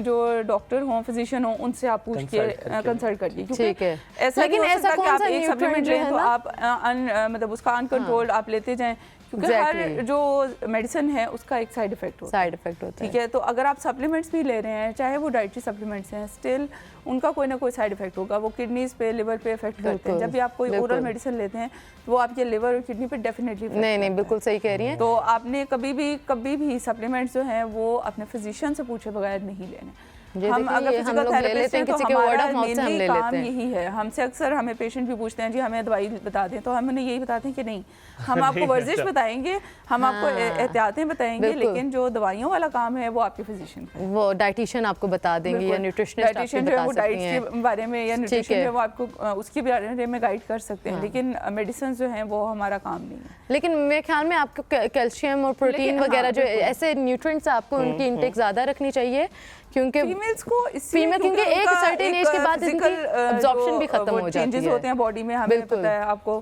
कि स्टार्ट से जैसे ही पेशेंट जो यंग फीमेल होती हैं, जैसे उनका पुबर्टी होती है उसके बाद से लेके मीनोपॉज तक जो है वो डिफरेंट चेंजेस आ रहे होते हैं ना बॉडी में, तो फीमेल्स के लिए ज़्यादा इंपॉर्टेंट होते हैं। लेकिन एक सर्टेन एज के बाद जैसे 40 या 50 ईयर्स के बाद जो है मेल्स के लिए भी इंपॉर्टेंट है, क्योंकि जाहिर सी बात है हमारी डाइट उस तरह की नहीं है, ठीक है, आप जो भी कह लें, हमें पता है कि हमारी डाइट आजकल उतनी प्योर नहीं है जितनी हमारे बड़ों की थी। बिल्कुल ठीक है, ठीक है, तो हमें एक्स्ट्रा एक जो न्यूट्रिएंट है वो चाहिए होता है। अच्छा, बस आप क्योंकि आपका ताल्लुक फिटनेस इंडस्ट्री से बड़ा गहरा है, हम अक्सर जो फिजिकल थेरेपिस्ट हैं, हम सिर्फ जो जिम वाले लोग हैं ना वो जानते हैं, उनको लगता है सिर्फ उन्हीं को ज़रूरी होता है क्योंकि वो एक्सरसाइज करते हैं और कोई अगर पेन आ जाए, कोई फ्रोजन शोल्डर आ जाए, कोई चीज़ आ जाए तो तब हम कहते हैं जी आओ फिजिकल थेरेपिस्ट के पास चलते, कोई सजेस्ट कर दे तब हम जाते हैं। मेरा आपको ये नहीं लगता कि नॉर्मली भी अगर आपको कहीं पे पेन है और बहुत अरसे से आपको पेन है तो आप या तो मालिश वाले के पास चले जाएंगे और वो खुदा ना खास्ता वो कोई ऐसी नर्व आपकी प्रेस कर दे कि उससे आपको मजीद पेन और आप शायद उस पूरे अज़ा से महरूम भी हो सकते हैं। हाँ, बिल्कुल सही कह रहे हैं, क्योंकि आपने तो ये देखा होगा बहुत ये देखा हुआ है। अब लेकिन पहली चीज़ तो हम यही कहते हैं, अगर आपकी कंडीशन ठीक है तो पहले आपको करनी चाहिए एक्सरसाइज। ठीक है, थेरेपी तब आती है जब कोई प्रॉब्लम मेरे ख्याल में अराइज हो जाए, तब आती है थेरेपी। और नॉर्मली एक्सरसाइज में भी हम लोग, जैसे मैंने कितनी दफ़ा आपको स्टैटिक स्ट्रेचेस भी बताई हैं या डायनेमिक स्ट्रेचेस हैं, वो बेसिकली थेरेपी का ही पार्ट है कि हम लोग वर्कआउट कर रहे हैं और फिर स्ट्रेचिंग भी कर रहे हैं ताकि वर्कआउट से कोई चीज़, अगर हमारा कोई मसल पुल हो गया या कुछ खुदा ना खासा प्रॉब्लम हो गई है तो स्ट्रेचेस करके हम अपने बॉडी के वाइटल्स को वापस नॉर्मल स्टेट पर लेकर आए। नहीं होता बस कि मालिश वाला और फिर फिजियोथेरेपिस्ट में क्या फ़र्क है? एक आम बंदा तो नहीं समझ सकता ये सवाल। ये मालिश वाला जो है ना, वो एक तो मसाज सिंपल जिस तरह से आप कह रहे हैं जी मालिश, वो चीज़ आती है। दूसरा ये होता है कि वो जैसे हम कहते हैं ना कॉमन लैंग्वेज में कि तुक्के पे चल रहे होते हैं। कोई एक पेशेंट ठीक हो गया, एक पर्सन गया, उसका दर्द ठीक हो गया और वो तो बहुत ज़्यादा जो है ना, उनके हाथ में तो शिफा है। फौरन आप जाएं तो ऐसे ठीक हो जाएंगे। बिल्कुल, तो ये डिफरेंस है। चला रहा है। अच्छा, लेकिन नहीं, मैं आपको एक बात, मुझे यहाँ पर लगता है, अगर मेरे से अस्मा इत्तेफाक करें, देखिए मसाज इज स्टिल देयर। देखिए मसाज बेसिकली आपकी बॉडी को क्या करता है, जब आप अपनी बॉडी पर रब करते हो कोई चीज़ तो ब्लड सर्कुलेशन इंक्रीज करता है। ठीक है, ब्लड सर्कुलेशन इंक्रीज होता है, हमारी बॉडी में जो भी पार्ट अफेक्टेड है उधर खून के जरिए ही न्यूट्रिशन जाएगा। ठीक है, तो जब ब्लड सर्कुलेशन इंक्रीज होती है तो वो न्यूट्रिशियस ब्लड जो है वो आपका जो अफेक्टेड पार्ट है वहाँ तक जाता है, तो वो हीलिंग प्रोसेस के लिए अच्छा होता है। लेकिन थेरेपी बेसिकली वो चीज़ है कि जो अफेक्टेड मसल है या उसके सपोर्टिव मसल्स हैं वो भी आप स्ट्रेंथन करते हैं। अगर वो टाइट है तो उनको हम लेंथन करेंगे, उनको लूज करेंगे, और जो वीक है उनको स्ट्रेंथन करेंगे ताकि हमारे जो बेसिक जिस वजह से वो चीज़ अकर हो रही है, पेन अकर हो रही है, हम बेसिक उसके तोड़ पे जाएंगे। ठीक है, तो आई थिंक ये चीज होती है। मुझे बड़ा मसला लग रहा है अभी अस्मा, एक तो उधर से आप फिजिकल थेरेपिस्ट, इधर से ये फिटनेस, मुझे लग रहा है बस अस्मा और मैं तो पूरा दिन बातें करती रहेंगी। अभी मैंने एक बहुत अच्छा क्वेश्चन रखा हुआ है अस्मा के लिए और वो मुझे भी गाइड करेंगे उसके बारे में, तो आप पूछ लें फिर मैं आराम से पहले पूछ चले फिर। ठीक है, अच्छा अस्मा, आपने वर्क रूटीन्स की बात की। ख़वातीन अक्सर घर में जो हाउस होल्ड हेल्प नहीं होती या जो हाउस होल्ड हेल्प होती भी हैं, वो जो ख़वातीन काम कर रही होती हैं, उनको मेरा ख्याल है क्योंकि ये एक जनरल ट्रेंड बना देना चाहिए। मुझे याद है कि जब मैं यूएस गया था तो मैं बड़ा हैरान हुआ कि वहाँ का जो स्टाफ है, मैंने उनसे बात की तो वो भी सुबह एक प्रॉपर 15 मिनट की वो वर्कआउट रूटीन है उनकी, वो एक्सरसाइज करके आते हैं। वो कहते हैं जी हम एक स्ट्रेच करके आते हैं प्रॉपर, वरना तो हमसे काम ना हो। तो ये डेली रूटीन का हिस्सा नहीं बना देना चाहिए हमारी ख़वातीन को जो घर बैठी हुई हैं, कुछ चंद एक्सरसाइजेस कर लें ताकि वो दर्द ना हो। लोगों के माइंड में ये होता है, जो स्पेशली फीमेल्स हैं जो सारा दिन काम कर रही हैं, वो कहेंगी सुबह से शाम तक हम काम करते हैं तो हमारी वर्जिश ही होती है ना। ये देखिए ये गलत कॉन्सेप्ट है, लोगों के बिल्कुल कॉमन ये लैंग्वेज है। हम लोग, मैं जाती हूँ पेशेंट के पास एक्सरसाइज कराने, तो हमें अटेंडेंट्स कहते हैं कि आप तो सारा दिन एक्सरसाइज कराती हैं तो आपकी तो एक्सरसाइज खुद ही हो जाती है ना। लेकिन नहीं, ये एक्सरसाइज नहीं है, वो तो हमारी रूटीन है ना। देखिए उससे मेरी बॉडी पे कोई इफेक्ट नहीं आ रहा। ठीक है, जब आप एक एक्सरसाइज स्टार्ट करते हैं, स्टार्ट में उसका इफेक्ट आता है। आप शुरू में 10 रेपिटेशन से स्टार्ट करते हैं ना, उसको ऐसा ऐसा आप क्यों बढ़ाते हैं? आप 10 ही क्यों नहीं करते जाते? आप 15 से 20, ये बड़ी अच्छी इन्होंने बात की है, बहुत अच्छी। क्यों जाते हैं? उसकी रीज़न ये होती है कि आपकी जो बॉडी है वो हैबिचुएशन हो गई है ना। 10 रेपिटेशंस का तो उस पर कोई इफेक्ट नहीं आ रहा। तो मैं अगर डेली पेशेंट देख रही हूँ, 10 देख रही हूँ या 15 देख रही हूँ और मैं उनको एक्सरसाइज करा रही हूँ, तो वो तो मैं उनको एक्सरसाइज करा रही हूँ, मेरी बॉडी पे उसका कोई इफेक्ट नहीं है। अनटिल अनलेस कि मैं एक्स्ट्रा कोई मसल्स यूज़ नहीं कर रही, तो मैं जो 4 मसल्स मेरे बॉडी के यूज़ हो रहे हैं उन पेशेंट्स को एक्सरसाइज कराने में, वही यूज़ हो रहे हैं। बस आपको ऐड करना चाह रही थी। हाँ, मैं बिल्कुल ये बता रही हूँ कि मुझे भी अक्सर लोग कहते हैं, क्योंकि मैं ट्रेनिंग भी करवाती हूँ, तो लोग कहते हैं तुम तो दिन में 3-3 4-4 सेशन करवाती हो, तो जो हमारी तो एक्सरसाइज वैसे ही हो जाती हमारी तो होगी। एक्सरसाइज वैसे ही हो जाती है, ठीक है। अब मसला ये है कि हमारी बॉडी जो है उसको इस तरह के मेहनत करने की आदत पड़ गई है, अब उसको एक नया स्टिमुलस चाहिए, एक एक्स्ट्रा रिजल्ट क्रिएट करने के लिए। इसीलिए मुझे फिर आउट ऑफ द वे होकर वर्कआउट करना पड़ता है कि 4 सेशन वो तो किए ही किए, फिर जाके अपना वर्कआउट भी करना है क्योंकि मैंने उसे स्टिमुलस देना है एक। तो इसीलिए अब एक बंदा है, मैं अगर वर्कआउट करना शुरू करती हूँ तो मेरा हार्डली वजन गिरेगा, लेकिन अगर कोई और बंदा कर रहा है तो उसका फटाफट चेंज आ जाएगा उसको, क्योंकि उसकी बॉडी को आदत ही नहीं है। मेरी बॉडी को आदत है वर्कआउट करने की, तो ये एक चीज़ होती है। मेरी बॉडी को तो वर्कआउट करने की आदत यकीनन है। मैं आपको सच बताऊं, जो आपने मुझे स्ट्रेच बताया है, आप लोग यकीन नहीं करेंगे, मुझे यकीन माने मुझे फील हो रहा है और मेरी टांग जो है ना बड़ा हल्का फील करिए। मैं लेता हूँ ब्रेक में थोड़ा सा स्ट्रेच वाला ब्रेक, आप भी यहाँ पे ब्रेक लें, साथ स्ट्रेच करें। हमारे साथ अस्मा फारूक मौजूद है। अस्मा से हम पूछेंगे कि और कौन सी एक्सरसाइज जो बता दें जिससे हम अपने आप को हल्का महसूस करने लगे। चलो सा ब्रेक लें, ब्रेक के बाद वापस हाजिर होंगे। आपने नाश्ता करना, अगर नाश्ता नहीं किया तो आपने वापस नहीं आना। ब्रेक लीजिए, वापस आते हैं।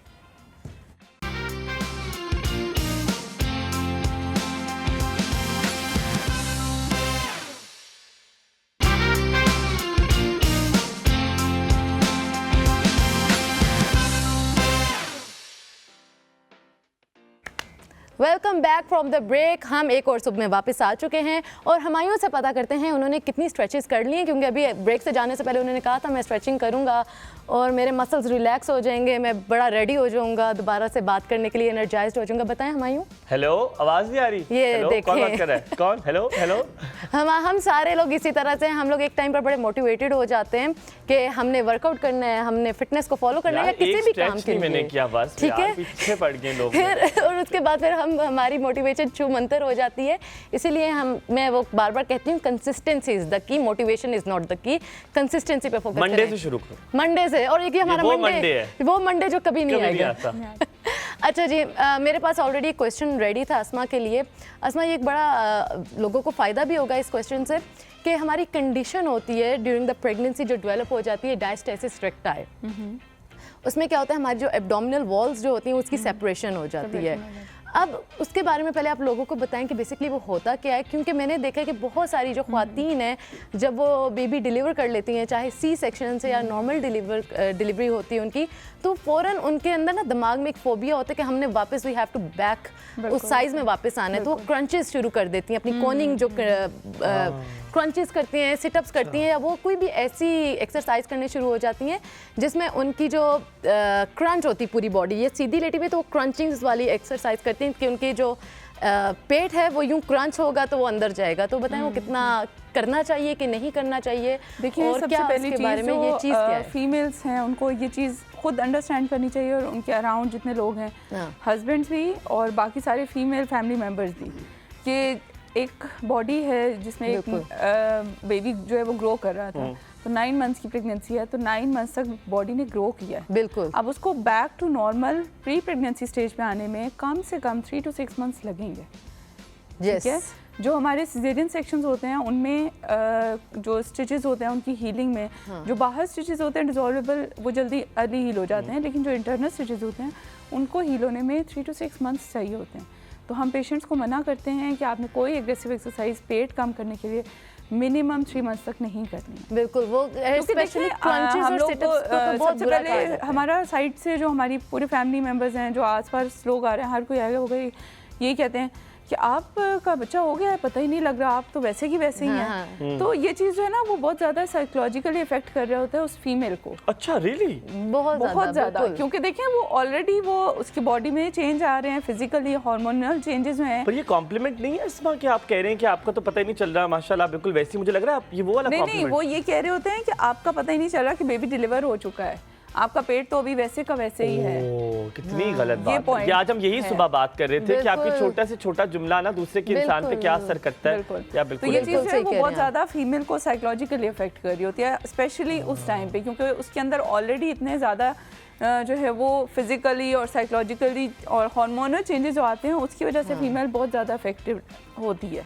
अच्छा, माइंड रिलैक्स होना बड़ा ज़रूरी होता है जब भी आप एक्सरसाइज करें। मुझे ये लगता है कि वो जो जिम में ट्रेनर्स जैसे बस भी हैं, आप जितने भी ट्रेनर्स हैं, वो एक बात करते हैं, मैं फिजिकल थेरेपी से इसको इसलिए अटैच कर रहा हूँ कि अक्सर हम फिजिकल थेरेपिस्ट के पास तो चले जाते हैं लेकिन दिमाग अभी भी स्ट्रेस और उसमें मौजूद होता है। तो क्या अगर आप फिर भी स्ट्रेस में हैं, सब कुछ है और साथ में आप अपनी वो थेरेपी कर रहे हैं, तो क्या उससे फ़र्क पड़ता है? वो कहते हैं माइंड मसल कनेक्शन होना बड़ा ज़रूरी है। बहुत ज़रूरी है। देखिए कुछ कभी कई सिचुएशंस ऐसी होती हैं कि आप जैसे जैसे वर्कआउट शुरू करते हैं तो ऐसा ऐसा ऑटोमेटिकली आपका ध्यान उस चीज़ में आना शुरू हो जाता है। लेकिन कभी कभार आपके कुछ इश्यूज ऐसे होते हैं जो आप चाह के भी आप अपने माइंड से निकाल नहीं पा रहे होते, तो उसमें बेहतर ये होता है कि आप पहले किसी से ये चीज़ डिस्कस कर लें, थोड़ा सा माइंड रिलैक्स हो जाए, तो उसके बाद आपका जो वर्कआउट कर रहे हैं या सिंपल एक्सरसाइज भी कर रहे हैं तो वो तभी इफेक्टिव होती है। जो आप बात कर रही हैं वो बेसिकली ये होता है कि ड्यूरिंग प्रेगनेंसी क्योंकि वेट गेन हो रहा होता है, बॉडी में चेंजेस आ रहे हैं, हाँ। तो उसकी वजह से जो मसल्स हैं वो लूज हो जाते हैं। समझे कि उनकी टोन जो है वो कम हो जाती है। ठीक है, आप इससे समझे ना कि इलास्टिक है एक, बिल्कुल वो जो हमारी एब्डोमिनल वॉल होती है उसमें सेपरेशन आ जाती है। मतलब एक उसकी लिमिट है ना कि आप उसको स्ट्रेच करेंगे, उसको वापस छोड़ेंगे तो वो वापस आ जाएगा, लेकिन एक लिमिट से ज्यादा जब आप उसको स्ट्रेच करेंगे तो वो वापस आएगा, लेकिन वो ओरिजिनल पोजीशन पे नहीं आएगा। एग्जैक्टली, वो ढीली हो जाती है बॉडी आपकी। वो आपने देखा है जो पोस्ट जो उसके, क्योंकि मैंने बायोलॉजी बहुत बड़ी डिटेल से पढ़ी है, जो पोस्ट आपका प्रेगनेंसी होती है उसके बाद जो आपकी बॉडी के साथ चेंजेस आते हैं वो साइकोलॉजिकली एक्सेप्टेबल नहीं होते हैं, निशान पड़ जाते हैं और आपकी बॉडी बहुत ढीली हो जाती है। तो क्या फिजिकल थेरेपी उसमें हेल्प करती है कोई आपको दोबारा टाइटन करने के लिए स्किन? देखिए हम यही तो बात करें कि हम जब एक्सरसाइज करते हैं तो उससे मसल्स हैं उनकी टोन बेहतर होती है। अगर उनकी टोन इंक्रीज है तो हम एक्सरसाइजेस बताते हैं कि उनकी टोन कम हो जाए, ठीक है। और अगर टोन कम हो गई है, नॉर्मल से कम हो गई है, तो हम एक्सरसाइजेस बताते हैं कि उनकी टोन इंक्रीज हो जाए ताकि वो नॉर्मल तक आ जाए। ठीक है, वापस तो मसल्स जो है वो बेसिकली रिलैक्स हो जाते हैं, उनकी टोन कम हो गई है। इतना ज़्यादा टाइम, इतना ज़्यादा 3 मंथ्स के बाद से वेट गेन स्टार्ट होता है। फर्स्ट 3 मंथ्स में इतना ज़्यादा वेट गेन नहीं होता। 4th मंथ से 9th मंथ तक जैसे जैसे वेट गेन हो रहा होता है तो मसल्स जो है वो स्ट्रेच हो रहे हैं। उसके बाद जब वो वापस आते हैं तो उनकी टोन डेफिनेटली उस तरह से नहीं रहती। तो हम एक्सरसाइजेज जब बताते हैं तो उसमें हम पेशेंट की जो टोन है वो बेसिकली कम करने की बढ़ाने की कोशिश करते हैं। बिल्कुल, कि वो वापस नॉर्मलिटी की तरफ आए, कि जितना ज़्यादा स्ट्रेच हो गया है, वो जो सेपरेशन हो गई है उसको हम लोग कम करना। अच्छा, बेसिकली इसमें मेन चीज़ यही है कि आप विदाउट किसी से पूछे, किसी ट्रेनर से, किसी फिजिकल थेरेपिस्ट से, आप खुद से एक्सरसाइज ना करें। जैसे आप बात कर रही हैं, खुद से जब हम नेट से देख के शुरू कर देते हैं एक्सरसाइजेस तो हो सकता है वो एक्सरसाइज उस कंडीशन में कॉन्ट्राइंडिकेटेड हो, मना की गई हो, इसमें ये नहीं करनी। और हो सकता है आपकी बॉडी उसको एक्सेप्ट ही ना कर रही हो, आपकी बॉडी टाइप भी तो डिफरेंट होता है, बॉडी टाइप डिफरेंट होती है, वीक है, मस्कुलरली। ये होता है कि आप डायरेक्टली एक्सरसाइज स्टार्ट नहीं कर सकते ना, जो एग्रेसिव एक्सरसाइजेस होती हैं वो आप एकदम से स्टार्ट नहीं कर सकते। आप लाइट एक्सरसाइज से, थोड़ी बहुत हल्की फुल्की वॉक से, जॉगिंग करने से स्टार्ट करते हैं, आहिस्ते आहिस्ते आप एग्रेसिव एक्टिविटी की तरफ जाते हैं। बस ये कभी भी आप आगे है अब की जो प्रेग्नेंट वुमेन है वो जिम भी आए और एक्सरसाइज करें। बिल्कुल हमायूं, ये कॉन्सेप्ट मेरे ख्याल में शुरू से ही होना चाहिए था, पता नहीं क्यों इसके ऊपर लोगों ने ये बोला। लेकिन अब आगे आई थिंक अवेयरनेस काफ़ी हद तक आ गई, लेकिन इतनी भी ज़्यादा नहीं आई कि लोग इसको बहुत नॉर्मल लेने शुरू हो जाए। क्योंकि मैंने अभी भी देखा है कि मेरे वो वाले क्लाइंट्स जो मेरे साथ नॉर्मल वर्कआउट कर रहे होते हैं ऑनलाइन में या फिर साथ में, the moment they get pregnant वो कहते हैं कि अब हमारे जो है ना बड़े हमें मना कर रहे हैं, हम आ नहीं सकते। कि अगर उनके दिमागों तक ये बात मैं डाल भी दूं कि उनके लिए कितनी ज़्यादा ज़रूरी है, तो ये हमारे बड़े बूढ़ों को समझना चाहिए कि कितना ज़्यादा ज़रूरी है। आप अभी जितने भी लोगों को बुलाएंगे, हम जितने डॉक्टर्स को बुलाएंगे, वो हमें बार बार यही बोलेंगे कि अगर आप एक्सरसाइज शुरू से आप स्टार्ट कर लें तो आपके आधे मसले शुरू ही ना हो, ठीक है, आपकी कॉम्प्लिकेशंस शुरू ही ना हो, कि बॉडी आपकी उन चीज़ों को कवर कर लेती है, इस कदर ज़रूरी है। और अच्छा, जो क्वेश्चन मैंने आपसे पूछा था कि आपने बड़ा अच्छे से बताया कि उस वक्त वो ज़रूरी नहीं होता कि हम लोग क्रंचेस करें, क्योंकि वो ऑलरेडी एब्डोमिनल वॉल की सेपरेशन हुई भी है ना, और उसमें जब हम कॉनिंग का मोशन करते हैं, मोशन डालते हैं, कॉन करते हैं अपने स्टमक को, तो वो और सेपरेशन में इंक्रीज आ जाती है। एक्चुअली वो कॉन्ट्राइंडिकेटेड है, बिल्कुल वो नहीं करनी चाहिए। तो इसीलिए हम लोग ये चीज़ फोकस हम करते हैं। जैसे देखिए, हमें ये चीज़ समझनी चाहिए कि जो चीज़ हमारी डोमेन नहीं है हम उसमें ना घुसें। बिल्कुल, बात ठीक है। जब हम आपसे कह रहे हैं कि हम एज अ फिजिकल थेरेपिस्ट आपको एक्सरसाइज बता सकते हैं, हम मेडिसिन नहीं बताएंगे, बिल्कुल, तो हर एक लेमैन को चाहिए कि वो खुद से एक्सरसाइज स्टार्ट ना करें। एटलीस्ट किसी भी फिजिकल थेरेपिस्ट से जाके मिले, उससे पूछे, गाइडेंस लें, उसके बाद गाइडेंस लें। और देखिए, हम ये देख रहे हैं कि आजकल हर टीम जो है, स्पोर्ट्स फिजिकल थेरेपिस्ट अलग हैं, कार्डिक फिजिकल थेरेपिस्ट अलग हैं, ठीक है। तो वो इसीलिए स्पेशलिटीज़ ऐसा ऐसा डेवलप हो रही है ना, क्योंकि एक जनरल टर्म है, एक जनरल फिजिकल थेरेपिस्ट है, लेकिन एक स्पेसिफाई जब हम करते हैं या एक मास्टर्स कर लेता है कोई पर्सन किसी एक स्पेसिफिक फील्ड में, तो उससे ज़्यादा जाहिर सी बात है वो थोड़ा सा नॉलेज तो ज़्यादा होगा ना उसका। बिल्कुल, और नॉलेज की जब आपने बात की, यकीनन आपसे जो है हम नॉलेज जो है वो इसी तरह लेते रहें ताकि हमारी जो ऑडियंस है वो ज़्यादा से ज़्यादा समझ सके। और बहुत अच्छी इन्फॉर्मेशन दे रही है। Of course. सो आप से हम और मज़ीद बात करेंगे, लेकिन यहाँ पे लेंगे छोटा सा ब्रेक के बाद वापस आएंगे। और इस बार मैं ये वादा करके जाता हूँ कि इस ब्रेक में मैं स्ट्रेच ज़रूर करूँगा और स्ट्रेच के बाद वापस आऊँगा, बस आप गवाह रहिएगा। छोटा सा ब्रेक के बाद वापस आऊँगे, कहेंगे गुड मॉर्निंग, वेलकम बैक कहेंगे थोड़ी देर बाद, तो वापस आना आपने। अच्छा,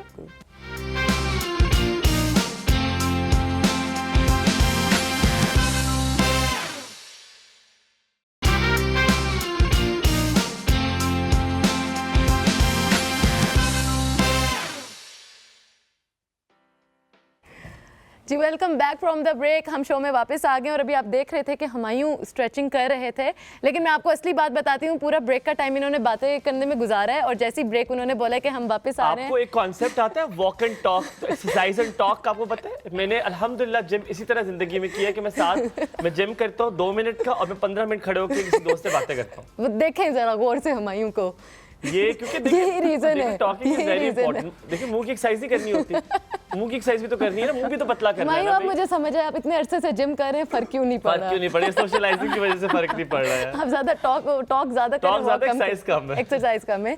तो जैसे ही हमने बोला कि ब्रेक से वापस आ रहे हैं, हुमायूं ने कहा नहीं मैं जल्दी से स्ट्रेच कर लूं। आप रुक जाए, अब मैं राज खोलता हूँ जी। अब राजों की बात आई है तो मैं गेस्ट का राज भी खोलूंगा और मैं होस्ट का राज भी खोलूंगा। हुआ ये कि ब्रेक हुई, इन्होंने कहा जी थोड़ी सी और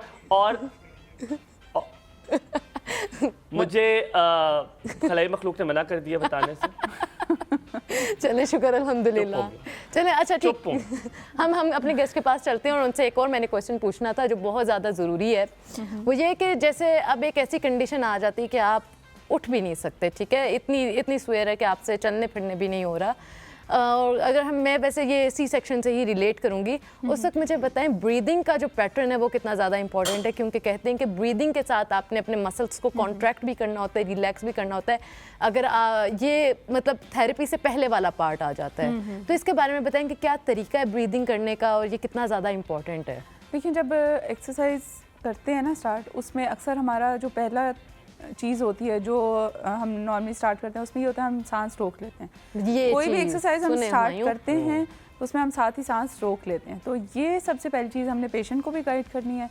किसी को भी जब हम ट्रेनर एज अ ट्रेनर काम कर रहे हैं किसी भी जिम में, तब भी हम उसको जो हमारा क्लाइंट है उसको हम बताते हैं कि हमने एक्सरसाइज करनी है लेकिन उसमें सांस नहीं रोकना। बिल्कुल। तो जब हम सांस रोकते हैं तो वो एक मेडिकल टर्म है वेल्सोवा मैनोवर, वो बेसिकली उसकी वजह से आपके कार्डियक और जो लंग्स हैं उन पे इफेक्ट स्टार्ट हो जाता है। बिल्कुल। और आप जाहिर सी बात है जब आपने सांस रोक लिया है तो आप एक्सरसाइज कितनी ज़्यादा देर कर सकें। बिल्कुल। और आपके बॉडी में ऑक्सीजनेटेड ब्लड को किसी भी चीज़ को जब एक्सरसाइज बता रहे हैं तो उसमें हम ये चीज़ गाइड करते हैं कि आपने बिल्कुल नॉर्मल सांस लेना है। अगर एक्सरसाइज के दौरान आपका सांस फूल रहा है तो आप नाक से सांस लेंगे, डीप ब्रीथ इन करेंगे नाक से और मुंह खोलेंगे और एक्सहेल करेंगे उसमें। बिल्कुल। और ये जो है ये बेसिकली एक रिलैक्सेशन एक्सरसाइज भी है, ब्रीदिंग एक्सरसाइज भी है।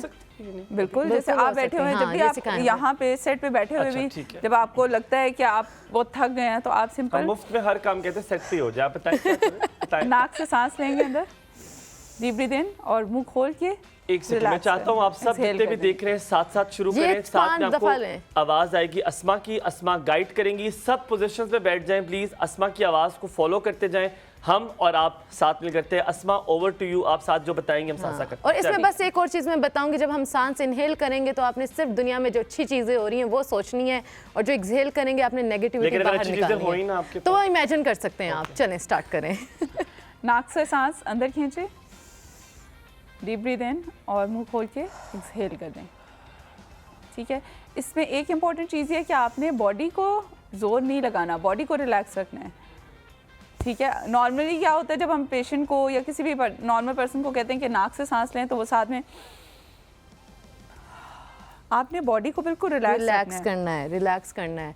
अच्छा। और इसमें मैं अगर आप एक चेस्ट पे अपना हाथ रखें और एक आप अपना स्टमक पे हाथ रखें, तो जब आप डीप ब्रीथ इन करेंगे तो आपका जो चेस्ट है वो ऊपर की तरफ आएगी, वो राइज करेगी, देखिएगा। और जब आप एक्सहेल आउट करोगे तो आपका जो बेली है वो बाहर की तरफ आएगा। ये करेक्ट टेक्निक है जिसमें आप अपने मसल्स को जो है मेरे ख्याल में कनेक्ट कर पाते हैं। नहीं मुझे तो बहुत मजा आ रहा है।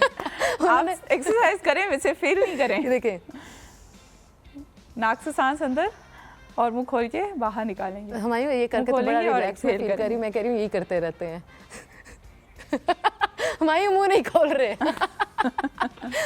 हवा निकालनी है मुझे, शेर नहीं निकालना है, बब्बर शेर जादू नहीं करता दिखाना, तोते निकालने में क्या हो गया, इतना सा मुंह ही खोलूंगा मैं। फर्स्टली आप कर सकते हैं, थोड़ा सा भी खोल सकते हैं। और नॉर्मली जब हम पेशेंट को एक्सरसाइज कराते हैं, पूरा मुंह खोल लो, मतलब क्यों खोलूं मैं पूरा मुंह? तो ऐसे तो नहीं हो सकता, डॉक्टर ऐसा बताएं इनको। जब सर्जरीज होती है पेशेंट डर रहा होता है कि मैं गहरा सांस लूंगा तो मुझे उससे पेन होगा, हम लोग उस टाइम पे भी ये एक्सरसाइज कराते हैं उनको। उससे ये इफेक्ट होता है कि पेशेंट प्रॉपरली डीप इन करता है और डीप एक्सहेल करता है, तो ऑक्सीजन और कार्बन डाइऑक्साइड जो है उसका बैलेंस जो है वो मेंटेन रहता है। हाँ, और उसकी वजह से पेशेंट को एक्सरसाइज करते हुए सांस नहीं फूलता। बिल्कुल, वो ऑक्सीजनेटेड ब्लड आपकी बॉडी में जाता है। कर रहे होते हैं तो हम लोगों का जाहिर सी बात है एक्सरसाइज करते हुए हमारी बॉडी वर्कआउट कर रही है ना, उसको थोड़ा सा एक्स्ट्रा ऑक्सीजन चाहिए और कार्बन डाइऑक्साइड ज़्यादा बन रही है तो उसको ज़्यादा बाहर भी निकालना है। तो वो तभी निकलेगी ना जब हम प्रॉपरली ब्रीथ करेंगे, इन भी करेंगे और आउट भी करेंगे। अगर हम प्रॉपर डीप ब्रीथ इन नहीं करें, डीप ब्रीथ आउट नहीं करें, तो उसमें कार्बन डाइऑक्साइड और ऑक्सीजन का जो रेशो है वो ठीक नहीं रहता, हम जल्दी सांस फूला के फिर हम बैठ जाते हैं कि थक। अच्छा, बहुत सारे हमारे मैं आपको ये बड़ी मज़े की बात याद आई तो मैंने कहा बता दूं। मैं शूज़ लेने के लिए गया और वहाँ पे एक बुज़ुर्ग आंटी थी, तो मैं भी दोस्त के साथ बैठा हुआ था, तो मैंने उनको देखा तो मैं खड़ा हुआ। बुज़ुर्ग थी, मतलब काफ़ी माशाल्लाह यंग थी, वो सुन रही होंगी यकीनन, तो यंग थी, तो मैंने उनसे कहा, मैंने कहा आप प्लीज़ यहाँ आके बैठ जाए ना। तो मैं खड़ा हुआ और मुझे इतना अच्छा लगा कि उन्होंने मुझसे जिक्र किया, कहती हैं आप वो है ना जो मॉर्निंग शो पर आते हैं, आप और हलीमा, मैं आप दोनों को बड़े शौक से देखती हूँ। तो उनसे मुझे याद है, पहले तो बहुत बहुत शुक्रिया, आप लोगों की अप्रिसिएशन ही हमें यकीन मानिए हर रोज़ सुबह जो है वो जल्दी उठाती है, वरना कोई हिम्मत नहीं होती सुबह उठने की जल्दी कि आए और इतना जो है वो शो किया जाए। और because it really needs a lot of effort, बड़ी मुश्किल होती है, आपको पहले तैयारी करनी पड़ती है। हमारी प्रोडक्शन टीम जो है वो बड़ी तैयारी करती है, हमारी पूरी टीम के लिए बड़ा वो काम होता है। सवाल उन्हीं से था कि जितने भी हमारे जो एजड अफराद हैं, जो हमारी दादियाँ हैं, नानियाँ हैं, जो देख रही हैं, उनके लिए आप क्या ऐसी 2, 3, 4 एक्सरसाइजेस बताएंगी कि वो डेली अगर सुबह कर लें तो पूरा दिन उनका अच्छा गुजर जाए? क्योंकि जैसे जैसे एज होती है आपके लिगामेंट जो है वो भी खत्म होता जाता है, आपकी बॉडी चेंजेस आती हैं, तो कोई ऐसी चीज़ें हैं एज अ फिजिकल थेरेपिस्ट आप बताएंगी जो कि वो करें? बिल्कुल, देखिए जो भी ओल्ड एज पेशेंट्स होते हैं हमारे यहाँ, जैसे जैसे बड़े होते जाते हैं एज में, तो हम कहते हैं कि नहीं आपसे तो हमने कोई काम नहीं कराना, बस आप बैठ जाएं। हमारा ये कॉन्सेप्ट है कि बस उनको भी बिठा दो। अब आप ये देखें कि एक पर्सन जिसने एक हाईली एक्टिव लाइफ गुजारी है, जिसने इतना बड़ा घर बाहर संभाला, घर बाहर भी देखा, अंदर भी देखा, बच्चे भी देखे, हर चीज़ घर की मैनेज की। जैसे हमारे यहाँ इतने ज़्यादा हाउस होल्ड हेल्प बहुत कम लेती हैं, जो हाउस वाइफ्स होती हैं वो बहुत कम होता है कि उनके पास हाउस होल्ड हेल्प हो, तो उनको हम लोग एकदम से बिठा दें कि नहीं आपने कुछ नहीं करना, बस सब बहू करेगी, बेटी करेगी, आपको कोई ज़रूरत नहीं है। तो ये चीज़ हमें थोड़ी सी जो है ना उनको एक्टिव रखने के लिए ज़रूरी है। एक तो जनरल एक्सरसाइजेज उनको कुछ ज़रूर बताएंगे, वो मैं भी आपको बताती हूँ। दूसरा ये कि उनको एक्टिव रखें, उनको घर में इन्वॉल्व रखें। बहुत अच्छी बात। आप उनको ये ना करें कि आप बिल्कुल साइड पे कर दें, नहीं आप कुछ भी नहीं, हम लोग सारा कुछ खुद भी एक्टिव हो, वो खुद भी ना बैठे, खुद भी जरूरी है, क्योंकि वो एज ऐसी होती है जो इनमें टेंडेंसी होती है कि नहीं आप बस ठीक है बेटी और बहू ही करें, और कुछ में होती है कि नहीं हम खुद करेंगे। तो जिनमें आपको टेंडेंसी लग रही है कि वो बिल्कुल छोड़ छाड़ के बैठ रहे हैं, उनको आप ज़रूर आप इन्वॉल्व। वो क्या एक्सरसाइज जो आप बताएंगे? हाँ।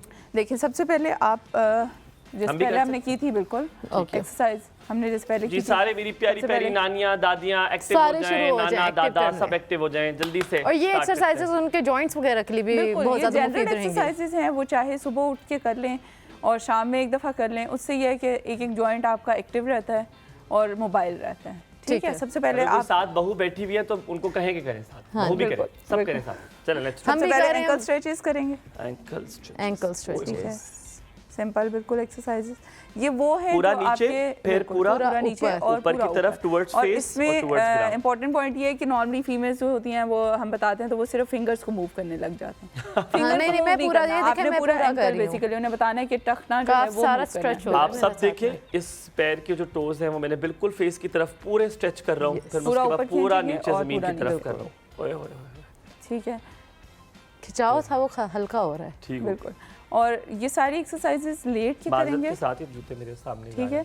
और सिंपल एक पिलो लेके नॉर्मल जो आपका बेड है उस पे वन पिलो के साथ आप एक्सरसाइज करेंगे। लेटे हुए भी ये हो सकती है? ये लेटे हुए ही करनी ये है। लेटे हुए लेटे हुए भी बिल्कुल, करना। अभी वैसे हम तो मेरे बैठे ख्याल में हुए ये बैठे हुए भी लेकिन- हो सकती है, हाँ, क्योंकि लेकिन मसल जैसे तो ये जैसे स्ट्रेच हो रहा है। एज बढ़ती है, मुश्किल जाहिर सी हो बात है जाता है। बैठ के एक्सरसाइज करना मुश्किल है। Yes, तो जो थोड़ी सी 40 प्लस में अगर जा रहे हैं तो अगर लेट के करेंगे उसमें ये होता है कि स्ट्रेच भी प्रॉपर आता है, ठीक है। अभी हम बैठे हुए और हम ये यहाँ टांगों के दर्द होते हैं वो भी इससे कम हो बिल्कुल सकते हैं। ठीक हो ठीक है। उसके बाद आप जैसे मैंने पहले आपको बताया था कि नीज को चेस्ट की तरफ लेके कि आप Knee लोगों to ने chest वाला। सपोर्ट ले Knee to लें, chest। सपोर्ट चाहे तो सपोर्ट ले लें, चाहे आप, और देखिए आपने ये चीज़ बतानी है कि फर्स्ट डे आपकी नीज जो है वो बिल्कुल कितनी देर चेस्ट तक पे ध्यान नहीं रखना?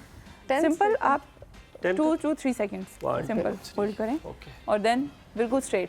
बेसिकली जब आप लेट के करेंगे तो आप नी को बेंड करें जिससे आपको पेन स्टार्ट ना हो जाए, ठीक है। आपने एकदम से फुल पहले दिन आपकी नी जो है वो चेस्ट तक नहीं बस जाएगी, बिल्कुल और देन वापस बिल्कुल स्ट्रेट कर वापस अच्छा straight। नीचे आके स्ट्रेट करना है? बिल्कुल, ओह बिल्कुल। ये मैं नहीं। अच्छा पूरा इन्होंने कॉम्बिनेशन बनाया, यहाँ से आके देन वापस एंड और देन वो पूरा स्ट्रेट, और वो भी कर सकते हैं, वो काफ भी स्ट्रेच भी कर साथ सकते में हैं। कर सकते हैं। ठीक है। चलें, ये जो कॉम्बो वर्कआउट्स हम बताते थे तो एक कॉम्बो स्ट्रेचेस भी हो गई हैं हमारे पास कि आप पहले नी टू चेस्ट तक लेके जाएं, होल्ड करें, देन लेग को स्ट्रेट करें और फिर Then वापस एंकल को वापस ankle अपनी straight। तरफ स्ट्रेच ओह, करें। अच्छा अच्छा, ये तो समझ आई, पूरा अच्छा। कॉम्बिनेशन आ गया और जबरदस्त। उसके बाद इसी तरह से आप इसको थोड़ा सा जैसे हम स्ट्रेच कर रहे हैं एंकल को स्ट्रेच करके लेग को स्ट्रेट ऊपर उठाने की हाँ ये है, ये बस। अच्छा मुश्किल है। ये मैंने Difficult सुना है, है, ये बिल्कुल। बहुत अच्छी होती है घुटनों के लिए, बिल्कुल। हर लेकिन ये थेरेपी में डिफिकल्ट है, और डिफिकल्ट भी इसमें है। इम्पोर्टेंट चीज़ ये Leg है कि extension। नी को स्ट्रेट रखना होता तो है। ये सपोर्ट ले सकते हैं हाथों की थोड़ी सी? अगर Yes। आप कर सकते हैं, खुद से नहीं कर पा रहे, और देखें उसमें कुछ चीज़ें हैं। पहली चीज़ ये है कि पहले दिन आपसे बिल्कुल बड़े मजे बहुत की ज़्यादा आपको रेज बात नहीं बताऊं, होगी। हमारी पूरी टीम कर रही है, सारे कैमरामैन ने जूते उतार दिए उन्होंने, पता नहीं जूते क्यों उतारे, जूतों का तो नहीं कहा था, जूते उतार दिए उन लोगों ने, शुरू हो गए सब। ठीक है। लेकिन आपको बताऊं जितने भी हमारी प्रोडक्शन टीम है, आप लोग सब 40 साल से जो ऊपर के लोग हैं, आप लोगों ने लेट के करने हैं, आप लोगों ने बैठ के नहीं करने। हुमायूं इसके बाद उनके पास जाना है आपने। ये हमारे लिए उन्होंने बैठ के कहा है, जो छोटे। ठीक है। और नी को स्ट्रेट रख के तो आपने लेग को अपवर्ड ले जी, नी एक्सटेंशन, नी स्ट्रेट क्या करके करूं? ऊपर नी उठाएं। स्ट्रेट रखेंगे Knee और straight देन लेग को आप स्ट्रेट अपवर्ड ऊपर उठाएंगे। हुमायूं बैकग्राउंड नहीं होनी चाहिए आपकी। बैठ के जाओ। ओहो बस आप तो बहुत सख्ती कर रही हैं मुझ पे, अल्लाह माफ करे। उम्र भी देखिए आप मेरी, अब ऐसी उम्र नहीं। अभी आपने बातें की, हमने बोला हम दोनों की मिला के भी 40 साल ही है, वहीं पर हैं। वहीं पे रहो। हाँ जी। कम बैक ना किया जाए। अच्छा अक्सर आपने मैं मालिश से बाबा रिलेटिवली करता हूँ कि कॉन्सेप्ट नहीं जा रहा। हम जब मालिश वाले के पास जाते हैं और अगर मालिश वाले के पास नहीं भी जाते तो अगर घर पे है, यहाँ पे दर्द निकलेगा तो कोई आएगा आपके इस तरह का, मैं दबा देता हूँ, वो दबाते दबाते उस मसल में और दर्द हो जाता है, तो पता नहीं कोई और गलती से कोई और जो है वो नर्व दब जाती है। क्या ये ठीक है अगर आपको जैसे टांगों में भी दर्द है तो टांगे दबा देता है कोई, जी मेरी टांगे दबा दो, पैर दबा दो, या यहाँ कमर में दर्द हो रहा है तो हम नाई के पास चले जाते हैं, जी थोड़ा सा मसाज कर दो, तो क्या ये नॉर्मली ये कराना ठीक है? देखिए जैसे हमने पहले भी बात की मैंने और बस ने कि मसाज अपना उसका एक साइंस है, उसकी एक पूरा बैकग्राउंड है। हम ये नहीं कह रहे कि मसाज का कोई वो लिंक नहीं है। मसाज से रिलैक्सेशन डेफिनेटली आती है। हम छोटे बच्चे न्यू बॉर्न बेबीज़ का मसाज करते हैं, उसको क्यों करते हैं? बेसिकली हम मसल्स रिलैक्स कर रहे होते हैं, ठीक है। लेकिन जब आप कहते हैं ना कि आप दर्द, एक ये दर्द है कि आप सिंपल मसाज किया उससे रिलैक्सेशन होगी, तो दूसरा जब आप कह रहे हैं कि दबाने वाला जो इफेक्ट होता है उससे सिर्फ एक साइकोलॉजिकल इफेक्ट आता है कि जी अब हमें दबा दिया, अब हमारा दर्द ठीक हो गया। अच्छा वैसे ठीक है, क्या आराम तो exercise आता है, कोई करते हैं? दबा रहा हो ना तो थोड़ा आराम उस वक्त तो आता ही है। बड़ा ही वो आता बात है है है ना, थोड़ा मेरा तो भी यही बड़ा दिल करता है कि दबाता ही रहे कोई। वो क्योंकि हमें खुद मेहनत नहीं करनी पड़ी ना, तो इस कोई वजह और से। कर रहा है, हाँ। हाँ हाँ कोई ठीक और है? कह रहे हैं, मेरे ख्याल में तो वो लेकिन जो प्रेस देखिए, हुआ होता है, जो हाँ, स्टिफनेस होती है वो प्रेस होती है, उससे आराम जरूर आता है फिर भी। तो आप एक्सरसाइज हल्की फुल्की करें, मसाज करें, ठीक है। और उसके बाद बेसिकली पहले ये हल्का फुल्का मसाज करें और साथ में एक्सरसाइज करें, ठीक उससे ज़्यादा आपको जल्दी इफेक्ट आता है। बस थेरेपी कोई फिटनेस से भी आपका है। लोग 18 साल से कम उम्र बच्चों को ना जिम भेजते हैं, कहते हैं हाइट छोटी हो जाती है, और थेरेपी के लिए भी हमारा कॉन्सेप्ट है कि इससे बूढ़े बुजुर्ग की जब खुदा ना खास्ता कुछ हो जाए तब बिल्कुल जाना आप सही कह रहे हैं। और ये जिस तरह से प्रेगनेंसी के ऊपर हम बता रहे हैं कि थ्रू आउट द प्रेगनेंसी आपको वर्कआउट करना चाहिए अगर आपको कोई ऐसी कॉम्प्लिकेशंस नहीं है, तो उसी तरह बच्चों को भी लाजमी भेजें। भाई बच्चों की ग्रोइंग एज है, उस वक्त उन जितना ज़्यादा वो एक्टिव होंगे और ये हाइट उतना वाली ही बातें अच्छा। गलत है, नहीं ये होता सारी बातें मिथ हैं। हम कौन सा कह रहे हैं कि बच्चों को जिम भेजते साथ ही पावर लिफ्टिंग में भेज दें, लेकिन एक नेचुरल एक्सरसाइजेज आप कर सकते हैं, कोई प्रॉब्लम नहीं है उसमें। बल्कि जो सिंपल एक्सरसाइजेज होती हैं वो बच्चों की ग्रोथ के लिए बहुत ज़्यादा इम्पोर्टेंट। हम जब बच्चों को कहते हैं कि आप इनको मोबाइल फोन्स ना दें, इंडोर एक्टिविटीज़ ना कराएं, आउटडोर एक्टिविटीज़ कराएं, तो वो बेसिकली हम बच्चों को ग्रो करवा रहे हैं ना। उनकी जब फिजिकल एक्टिविटी होती है तो उससे उनकी बोन्स हैं, उनकी ग्रोथ होती है, मसल्स ग्रो करते हैं, तो ये बेसिकली एनहांस करती है। तो ये करना चाहिए। अगर फॉर इंस्टेंस किसी बच्चे की मूवमेंट ज़्यादा नहीं, कोई बच्चा एक्टिव नहीं है, क्या है, तो ये फिजिकल थेरेपी उसको ट्रीट करती है। बिल्कुल बिल्कुल। देखिए यही चीज़ है कि हमारे यहाँ इतना लोगों को अवेयरनेस नहीं है ना। बहुत से पेशेंट जो होते हैं जो फिजिकली हैंडीकैप होते हैं, ठीक है, या मेंटली हैंडीकैप होते हैं, तो हम उनको हर वक्त बिठा के रखते हैं कि पकड़ के बिठा दो, कहीं उल्टे सीधे काम ना करें। तो इस तरह के जो पेशेंट्स होते हैं उनमें भी फिजिकल एक्टिविटी, उनमें बल्कि मल्टी डिसिप्लिनरी जो है वो अप्रोच चाहिए होता है कि आपको सिर्फ फिजिकल थेरेपी नहीं चाहिए, आपको साथ में स्पीच थेरेपी चाहिए, साथ में ऑक्यूपेशनल थेरेपी चाहिए। अगर एक मेंटली हैंडीकैप थोड़ा सा बच्चा है, उसको आप साइकोलॉजी के अगर सेशंस दिलवा रहे हैं, तो साथ में अगर आप फिजिकल थेरेपी के सेशन दिलवाएंगे तो वो जाहिर सी बात है इफेक्टिव हो जाएगा। बस आप उससे ऑफ द रिकॉर्ड बात करी, तो बस माँ की हम बात करते तो बस हम कह रहे थे कि हम आपसे पैरालाइज जो खुदा ना खासा जिनको फालिज हो जाता है, हम उनकी बात भी कर रहे थे कि क्या उनके लिए कितना ज़रूरी है, क्या वो घर बैठे अगर खुदा ना खास्ता, ज़्यादातर जो केसेस हम बस बात करते हैं कि टांगों के होते हैं कि लोग ये साइड पैरालाइज हो जाती है, तो क्या वो ठीक हो सकती है? तो ये मुझसे बात देखिए, जो फिजिकल थेरेपी का रोल है वो बहुत डाइवर्स है, सिर्फ एक किसी फील्ड में नहीं है। बेसिकली पेन या कमर दर्द तो हमारा सिर्फ एक कॉमन है कि जी कमर दर्द है तो आप फिजियोथेरेपिस्ट के पास जाएं। लेकिन जो आप पूछ रहे हैं जैसे फालिज हो गया है या एक्सीडेंट हो गया उसके बाद, या अक्सर देखिए एम्पुटेशन हो जाती है, टांगे या बाजू कटते हैं, तो उसके बाद एम्पुटेशन होता है कि किसी टांग कट जाना या बाजू कट जाना, जैसे रोड ट्रैफिक एक्सीडेंट होते हैं। उसके बाद हम देखते हैं अक्सर हमारे पास बहुत यंग पेशेंट्स आते हैं जिनकी एक्सीडेंट की वजह से टांग काटनी पड़ गई, या जैसे हमारे पास शुगर के पेशेंट्स होते हैं उनका अक्सर इस तरह का इशू आता है कि जी एम्पुटेशन करनी पड़ गई। तो उसके बाद जो उनको आर्टिफिशियल बाजू या टांग लगवाना हर पेशेंट के लिए पॉसिबल नहीं होता ना, तो उस पेशेंट को अब क्या आप बेड पे डाल देंगे कि वो पेशेंट अगर यंग भी है तो वो बस अब बेड पे पड़ा है। बिल्कुल हमारे पास इस तरह के पेशेंट्स आते हैं जब, तो हम उन्हें एजुकेट करते हैं कि अब आपने अगर एक टांग आपकी कट भी गई है तो दूसरी टांग अगर बिल्कुल ठीक है तो आपने उसके साथ किस तरह से चलना है। बिल्कुल ज़्यादा प्रेशर नहीं होगा इसमें? बहुत डेफिनेटली प्रेशर होगा, एक टांग पे ज़्यादा वेट आ रहा है, लेकिन ऐसा ऐसा जब पेशेंट जो है वो उसके साथ एडॉप्ट कर जाएगा। देखिए हमारी बॉडी एडॉप्ट कर लेते हैं ना, बहुत ही फ्लेक्सिबल बनाई है। बिल्कुल, वो जिस हालत में होती है वो उसको एडॉप्ट करने शुरू हो जाती है। This is how our body is, कि हम उसे जिस हालत में रखते हैं। अब गर्मियों में भी हमारी बॉडी लगातार गर्मियों में रहेगी तो वो एडॉप्ट कर जाएगी, फिर सर्दियों में भी एडॉप्ट कर जाएगी, तो जिस हालत में भी होती है वो अडॉप्ट कर जाती है, बट उसको थोड़ा टाइम लगता है। आई थिंक कंडीशन करना पड़ता है। जैसे आप कह रहे हैं कि फालिज के मरीज आते हैं, देखिए शुरू में एक बिल्कुल नॉर्मल पर्सन है, वो अपना बिल्कुल चारों जो है वो टांगे बाजू उनके साथ काम कर रहा है अपनी लाइफ का, और अचानक से जब पैरालिसिस हो गया है, उसकी वीकनेस हो गई है, एक टांग और एक बाजू काम करना छोड़ गया है, और ऐसा ऐसा जब उसकी रिकवरी हो रही है, उसमें टांग ने चलना शुरू कर दिया, बाजू ने नहीं काम करना शुरू किया, तो वो जाहिर सी बात है अपनी चीज़ को अडॉप्ट करता है ना, अपनी लाइफ को उसी चीज़ के साथ साथ लेके चलता है कि ठीक है अब अगर ये वीकनेस आ गई है तो इसके साथ ही मुझे लेके चलना है। लेकिन एक्सरसाइजेज जब हमारे पास शिफा में जैसे ऑक्यूपेशनल थेरेपिस्ट हैं, तो वो इसमें काफ़ी हेल्पफुल होते हैं पेशेंट को जो घर पे या ऑफिस में मॉडिफिकेशन करने में, तो उसमें काफी आपको बिल्कुल काफ़ी ज़्यादा हेल्प हो जाती है कि पेशेंट जो है वो नॉर्मल अपनी लाइफ में काफ़ी हद तक इंडिपेंडेंट हो जाता है। आपने आज इंडिपेंडेंटली हमें इतनी ज़्यादा एक्सरसाइजेज जो है वो बता दी माशाल्लाह, कि आप घर बैठे भी जो हमारे जितने भी नाजरीन हैं वो कर सकते हैं। आपका बेहद शुक्रिया, बहुत सीखा आज हमने आपसे। थैंक यू सो मच आप लोगों का मुझे इन्वाइट करने का, और मेरा बेसिक एम आज यही था कि लोगों को थोड़ी अवेयरनेस दी जाए, क्योंकि फिजिकल थेरेपी से रिलेटेड लोगों के माइंड में यही है कि कमर दर्द है या जो है जोड़ों का दर्द है तो हमने फिजियोथेरेपिस्ट के पास जाना, और अब फिजिकल थेरेपिस्ट के पास आप डायरेक्टली भी जा सकते हैं, ज़रूरी नहीं है कि कोई आपको फिजिशियन रेफर करे तो भी। हम इंशाल्लाह आपको दोबारा ज़रूर दावत देंगे, और हम चाहेंगे कि आपसे और चीज़ें भी हम सीखें। आपका बेहद शुक्रिया एक बार फिर।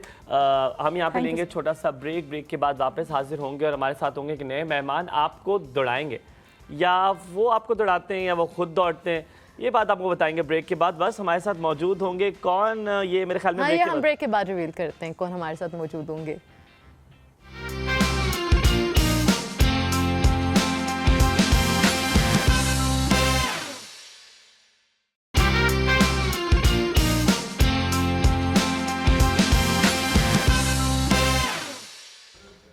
जी welcome back after the break. आप देख रहे हैं कॉर्सो, मुझे कहते हैं हुमायूं से वासी और मेरे साथ गॉर्जियस बस मौजूद है। और बस अब आपको चलाने के बारे में बात करें, जैसे आज हमने मून वॉकर की बात की थी कि स्केट्स ऐसे कुछ बनाए हैं, स्केट टाइप ऐसे शूज़ बनाए हैं जिनसे आप वॉक जो है 250% ज़्यादा तेज़ कर सकते हैं अगर आप वो पहन लें।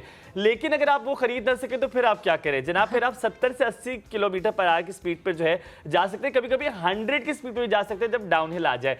तो जनाब ऐसे इंसान कौन है? आपको याद है मैंने आपको एक खबर दी थी और मैंने कहा था जनाब बड़े ऑर्गेनाइज्ड ऐसे एक इंसान है जो कि चाइना से इस्लामाबाद स्केट्स पर आए, जो टायरों वाले शूज़ जिन्हें आप कहते हैं ना, जी हाँ उनसे आए हैं। उनको मेरे ख्याल में तकरीबन 1 से 2 साल लग गए अपनी वालिदा को मनाते हुए कि मैंने जाना है, क्योंकि वालिदा हर जगह पे ये तो है ना डर जाती है, क्योंकि वालिदा को अपने बच्चे बड़े प्यारे होते हैं। बस जब बच्चे बड़े प्यारे होते हैं तो दिल करता है कि वो अपने पास ही रहे, वो कहीं ना जाए। और बिलाल भी उनमें से एक है। जनाब आपको मिलवाते हैं उस बिलाल से जिसने पाकिस्तान के लिए रिकॉर्ड कायम कर दिया है। दरखास्त तो जा चुकी है Guinness world book of record को, और कब इंशाल्लाह इनका नाम आएगा ये उन्हीं से पूछेंगे। हमारे साथ मौजूद है बिलाल अखुनजादा। अस्सलाम वालेकुम, गुड मॉर्निंग, क्या हाल चाल है? वालेकुम अस्सलाम, अल्हम्दुलिल्लाह मैं ठीक ठाक हूँ। आप कैसे खैरियत से? बिल्कुल ठीक लगता है। आपकी मॉर्निंग जल्दी नहीं होती, आपकी मॉर्निंग थोड़ी लेट होती है। हाँ, लिटिल बिट लेट होती है कभी कभी। तभी आपके व्हाट्सएप पे लिखा 10 बजे के बाद कांटेक्ट किया करें। हाँ ऑफ कोर्स, सही। कैसी तबीयत है, कैसी? अल्हम्दुलिल्लाह ज़बरदस्त। बिलाल सबसे पहला सवाल तो ये कि तकरीबन 1-2 साल लग गए घर वालों को मनाते हुए, क्योंकि वो जगह ऐसी नहीं है जहाँ पर आपने किया। मैं उसका मैप देख रहा था जब मैंने पूरा आपके बारे में जब रिसर्च किया, तो वो तो बड़ी डाउन हिल भी है, अप हिल भी है, वहाँ पे कुछ ऐसे मौसम भी हैं कि वहाँ पर जाना कोई आसान काम नहीं है। तो ये मनाया कैसे? बनाते हुए बताया कि जगह ऐसी है कि थोड़ा सा झूठ भी बोला कि नहीं नहीं बड़ा आसान जगह है? आज एक्चुअली फर्स्ट ऑफ ऑल ये हुआ था कि जो सबसे मुश्किल टारगेट होते हैं वो पेरेंट्स को मनाना होता है। यही बात होती है। तो सबसे पहले मैंने वालिदैन को कन्विंस किया। वो तो परमिशन मिली नहीं थी, लेकिन मैंने कहा बहुत अच्छी जगह, बहुत प्यारी, बहुत सेफ है और हम आराम से करके जो है ना 1-2 दिन में वापस आ जाएंगे। तो जब पेरेंट्स को मनाया, और ये मेरी बहुत टाइम से माइंड में था कि 3-4 साल से, उसके लिए मैंने अपने आप को रेडी किया, स्टेमिना बनाया। और अम्मी का स्टेमिना बनाया। हाँ, अम्मी का तो वो नहीं था, लेकिन उसको मैंने ये कन्विंस किया कि बहुत सेफ जगह है, हमारे पास मेरे लोग जा रहे जो मेरी प्रॉपर सेफ्टी का ख्याल रखेंगे, और ऑफ कोर्स हमारी सेफ्टी सबसे पहले होती है हमारे लिए भी। सो मैंने अम्मी को समझाया कि भाई ये होगा, मैं ब्रेक भी लेके जा रहा हूँ, विदाउट ब्रेक में कोई चीज़ नहीं करूँगा और आराम से होके आऊँगा। अम्मी नहीं मानी, फिलहाल अम्मी ने फिर हाँ कह दी कि हाँ बेटा चले जाओ। जब वहाँ पर गए और जो वीडियोस मैंने बनाई और अम्मी ने वो चीजें देखी मेरी, वो कह रही थी तुम गए किधर, गेंदा के बाद तुम साइड पर जाओगे। हाँ, तो कहीं पर मैंने जो लाहौर का भी मैंने नेक्स्ट प्लान बनाया हुआ है, तो वो तो अम्मी कह रही कि चलो वहाँ जा सकते हो, लेकिन ये तो वो अगर मुझे पहले पता होता मैं कभी आपको नहीं जानने देती। तो इस वजह से वो भी किया। और जब वहाँ पर गए तो वहाँ पर हमें काफ़ी जो है ना चैलेंजेस का सामना करना पड़ा। जिस तरह आप चाइना बॉर्डर से खुंजराब से स्टार्ट करते हो, वहाँ पर ऑक्सीजन लेवल बहुत कम होता है। जैसे आप एक सर्टेन लेवल को क्रॉस करते हो वो भी फटने शुरू हो जाते हैं, ऑक्सीजन का लेवल बिल्कुल बहुत ज़्यादा हो जाता है। ऑफ कोर्स ऐसे ही है। तो जब हम वहाँ पर गए, मैं खुद एक्सपेक्ट नहीं कर, मैं जस्ट इससे पहले बाबू में, क्योंकि मैं ट्रैवलिंग भी करता हूँ, पूरा पाकिस्तान में घूम चुका हूँ। पहले हम जो ट्रैक हमने करना होते हैं उस ट्रैक का जायजा लेते, फर्स्ट टाइम बाइक पे जाते, वो जगह देखते, उसके बाद सोचते हैं। मैंने बताई वही स्पीड थी 70 से 80 और फिर 100 100। हाँ 100 बहुत ज्यादा, क्योंकि आप जब चाइना बॉर्डर से वापस आ रहे सारे सबसे ज्यादा डाउन हिल है, सिवाय चाइलास के और 1-2 और जगह वहाँ आगे। सो जब हमें वहाँ पहुंचे और मैंने वहाँ से स्टार्ट की, तो मैंने कहा यार कोई बात समझ आइए, बड़े तेज है, नीचे उतरना आसान होता, तो ऑब्वियसली चाइना से इस्लामाबाद से चाइना नहीं किया। बिल्कुल उसके लिए एक नेक्स्ट लेवल स्टेमिना की जरूरत होगी मेरे ख्याल में, क्योंकि वो सारा अपहिल है। देखिए अब हम अल्हम्दुलिल्लाह हमारा ऐसा स्टेमिना है कि हम यहाँ से चाइना भी जा सकते हैं, लेकिन मोस्ट ऑफ जितने भी मैंने जो है ना ट्रेवल किए, वो मैंने हमेशा जो मेरा फर्स्ट था वो हमने KPK टू इस्लामाबाद किया, फिर इस्लामाबाद से लाहौर गए। सबसे बड़ा टारगेट जो है ना हमारा चाइना बॉर्डर टू इस्लामाबाद था। तो क्योंकि मुझे ज़्यादातर डाउन हिल भी पसंद, लेकिन नो सारे डाउन हिल नहीं है, ज़्यादातर ऐसी चढ़ाया भी आ जाती। बाबू सर जब आप क्रॉस करते हो ना, आपकी सारी जो है ना वो स्टेमिना वहाँ पर ख़त्म हो जाता है। हमारे स्क्रीन पे भी आ रहा है वो जो जगह दिखा रहे हैं, वो तो बड़ी खूबसूरत लग रही है। मेरे ख्याल में अम्मी को ये वाली वीडियो दिखानी ये जो खूबसूरत लग रही है ये बहुत खतरनाक है। ये जो बैकवर्ड पे मैं भी जा रहा हूँ ना, ये बाबू सर टॉप है, ये भी ये वो है काफिरिस्तान है ये वाली जगह। इसका नाम क्या है? काफिरिस्तान। ये क्या चीज है? ये बहुत हॉट है। ये देखिए मेरी ड्रेस आप चेक करें, मैंने वो हाफ स्लीव्स वाले स्केटिंग प्रॉपर ड्रेस पहना हुआ है। अच्छा। और कुछ जगह पर मैंने वो फुल वो जैकेट्स पहनी हुई है। सबसे ज्यादा गर्मी कहाँ थी? हाँ, ये काफिरिस्तान में नहीं, मैंने सुना चिलास भी एक बहुत गर्म जगह यही है ना, काफिरिस्तान यही है, चिलास इधर को काफिरिस्तान। वैसे पता है डिफरेंट, मैंने वाकयात भी सुने हुए, यहाँ पर लड़ाइयाँ भी बहुत ज्यादा होती हैं। चिलास एक ऐसी जगह पर है। आई थिंक सो, मुझे नहीं पता, लेकिन हाँ वहाँ पे जब हम नमाज के लिए रुके और वजू कर रहे थे, हाँ ये देखें, हमें काफी जगहों पर इस तरह जो है ना चलना मुझे लग रहा है आप चल रहे हो ये। हाँ, वॉक कर रहे हैं, कभी अच्छा, वॉक और skates के कभी ये साथ? स्केट्स, वॉक और स्केट। अब ये सारी जो है ना काफी कहीं पे खराब। टूटे बिलाल, कहीं पे स्केट्स टूटे? नो, टायर स्केट्स निकला नहीं, हो। हम ऐसे शूज रखते नहीं जो टूटे। जबरदस्त। होय, होय। अच्छा 3 लोग थे आप, मेरा ख्याल है जो साथ नहीं, गए। हमारे पास और 2 बाइक पे थे, एक आप। दो बाइक पर, 2 नहीं 1 बाइक, हाँ टोटल 3 लोग बाइक पर थे। और मैं एक्चुअली हमारा प्लान मेरा और मेरा भाई शहजाद का था जो मेरे साथ लाहौर गया था, लेकिन फिर जब वो वहाँ पहुंचे तो मैंने उसको पहले कहा, मैंने कहा शहजाद अपने साथ जो हमारी हील ब्रेक होती है स्केट्स के बिल्कुल एंड पे, वीडियो में नजर आ भी जाएगी। जी जी, हील ब्रेक। तो वो मैंने उसको कहा कि भाई ब्रेक अपने साथ रखो, उसने कहा कि नहीं नहीं मैं तो कर लूंगा, और वो है भी मेरा जो भाई है बहुत रिस्क है, बहुत नहीं मुझसे 3 साल छोटा है। अच्छा। वो बहुत रिस्क लेते हैं चीज़ों के मामले में, तो देखा मैं कर लूंगा, लेकिन जब वो भी उधर पहुंचा ना, मैं कहा ये देख लो इसके आगे मौत है, एक गलती और मौत। उसने कहा मैंने नहीं करना, फिर वो बाइक पर बैठ के मेरी वीडियोस बनाना शुरू कर दी उसने। अच्छा बिलाल, जो साथ अक्सर हलीमा आप गाड़ी चलाती हैं? बस यार मैं क्या हो गया, मुझे हलीमा बड़ी याद आ रही है। मुझे भी बहुत याद आ रही है। और मुझे जिस तरह जिस अंदाज में कहना, बस तो मैंने कहा हलीमा कच्ची है बस। तो बस मुझे एक बात बताएं कि आप ये जो गाड़ी चलाती होंगी आप, बिल्कुल। और गाड़ी चलाते हुए साथ किसी को बिठाया कभी? भी बिठाया। और आपने अक्सर देखा होगा कि वो साथ बैठने वाला जो अजाब आपकी जिंदगी में डालता है, ओ गाड़ी लगने वाली है, ओहो देखना देखना देखना, वो जरा आराम से आहिस्ता। अच्छा ये अजाब आपने कभी नोटिस किया ये? मैंने काफी दफा नोटिस किया। तो आपके जब ये चला रहे थे तो जो साथ पे जो लोग थे उन्होंने कोई ड्रैश राय नहीं कि यार बस कर दे, थोड़ी देर अब रहने दे, मेरे ख्याल में वापस अब गाड़ी पे चलते हैं, बाइक पे चलते हैं? नहीं, वो जो मेरे साथ जो मेरे लोग थे, मैं हमेशा, क्योंकि वो लोग ब्रेक बार बार यूज़ करते थे, हमारी तो जो टी ब्रेक ऐसी हो, हील ब्रेक ऐसी होती है कि जब ये 3 से 4 सेकंड में आपको अपनी जगह पर जो है ना स्टॉप करवा देती है। ये गाड़ी, बाइक और दूसरे ब्रेक से ये बहुत ज़्यादा सेफ है। सो मैं तो उनके आगे अगर वो मेरे पीछे पीछे बार बार कि बिलाल भाई रुक जाए, बिलाल भाई रुक जाए, हमने भी साथ आने आपके, तो मैं तो उनसे हमेशा आगे अगर उनकी आवाज़ें मुझे सुनाई नहीं देती थी। तो बिलाल कभी इस तरह से हुआ है, जैसे मैंने आपकी वीडियोस देखी थी, बहुत ही खतरनाक जैसे आप दिखा रहे हैं, तो खुदा ना खासा कभी कोई एक्सीडेंट होते होते बच गया हो, या कभी कोई भी बहुत स्केरी चीज़ आ गई हो आपके, तो फिर आपने कैसे मैनेज किया है? अच्छा, चाइना बॉर्डर से आते हुए हमें तो हमारे तो अल्हम्दुलिल्लाह रास्ते पे कोई इस तरह वो नहीं हुआ कि हमें कोई एक्सीडेंट, क्योंकि अल्हम्दुलिल्लाह बिकॉज जब आप चाइना बॉर्डर से आ रहे थे ये रास्ते बहुत ख़तरनाक होते हैं, और यहाँ पर most of the time land sliding का खतरा होता है। बिल्कुल। हमने ये अगस्त में किया तो अल्हम्दुलिल्लाह हमें बिल्कुल साफ़ सुथरा मौसम मिला था, कहीं पर कोई बारिश नहीं होती, कहीं पर कोई जो है ना लैंड स्लाइडिंग नहीं होती। अल्हम्दुलिल्लाह हमारे लिए रास्ते सारे जो है ना खुल गए थे। 850 किलोमीटर का तकरीबन ये सफर है। अच्छा खासा, मैं वही देख रही थी, बहुत लंबा सफर है। और ये कितनी देर में हुआ था? ये हमारी 4 डेज में कंप्लीट हो गया था। 4 डेज फिर हम जो है ना यहाँ बैठते हैं, और जो हमारा स्टेमिना है नॉर्मली अगर मैं इस्लामाबाद में स्केटिंग करता हूँ 100 किलोमीटर में 5 आवर्स में इजीली कंप्लीट कर लेता हूँ। स्ट्रावा में मेरा रिकॉर्ड ऑलरेडी पड़ा हुआ है।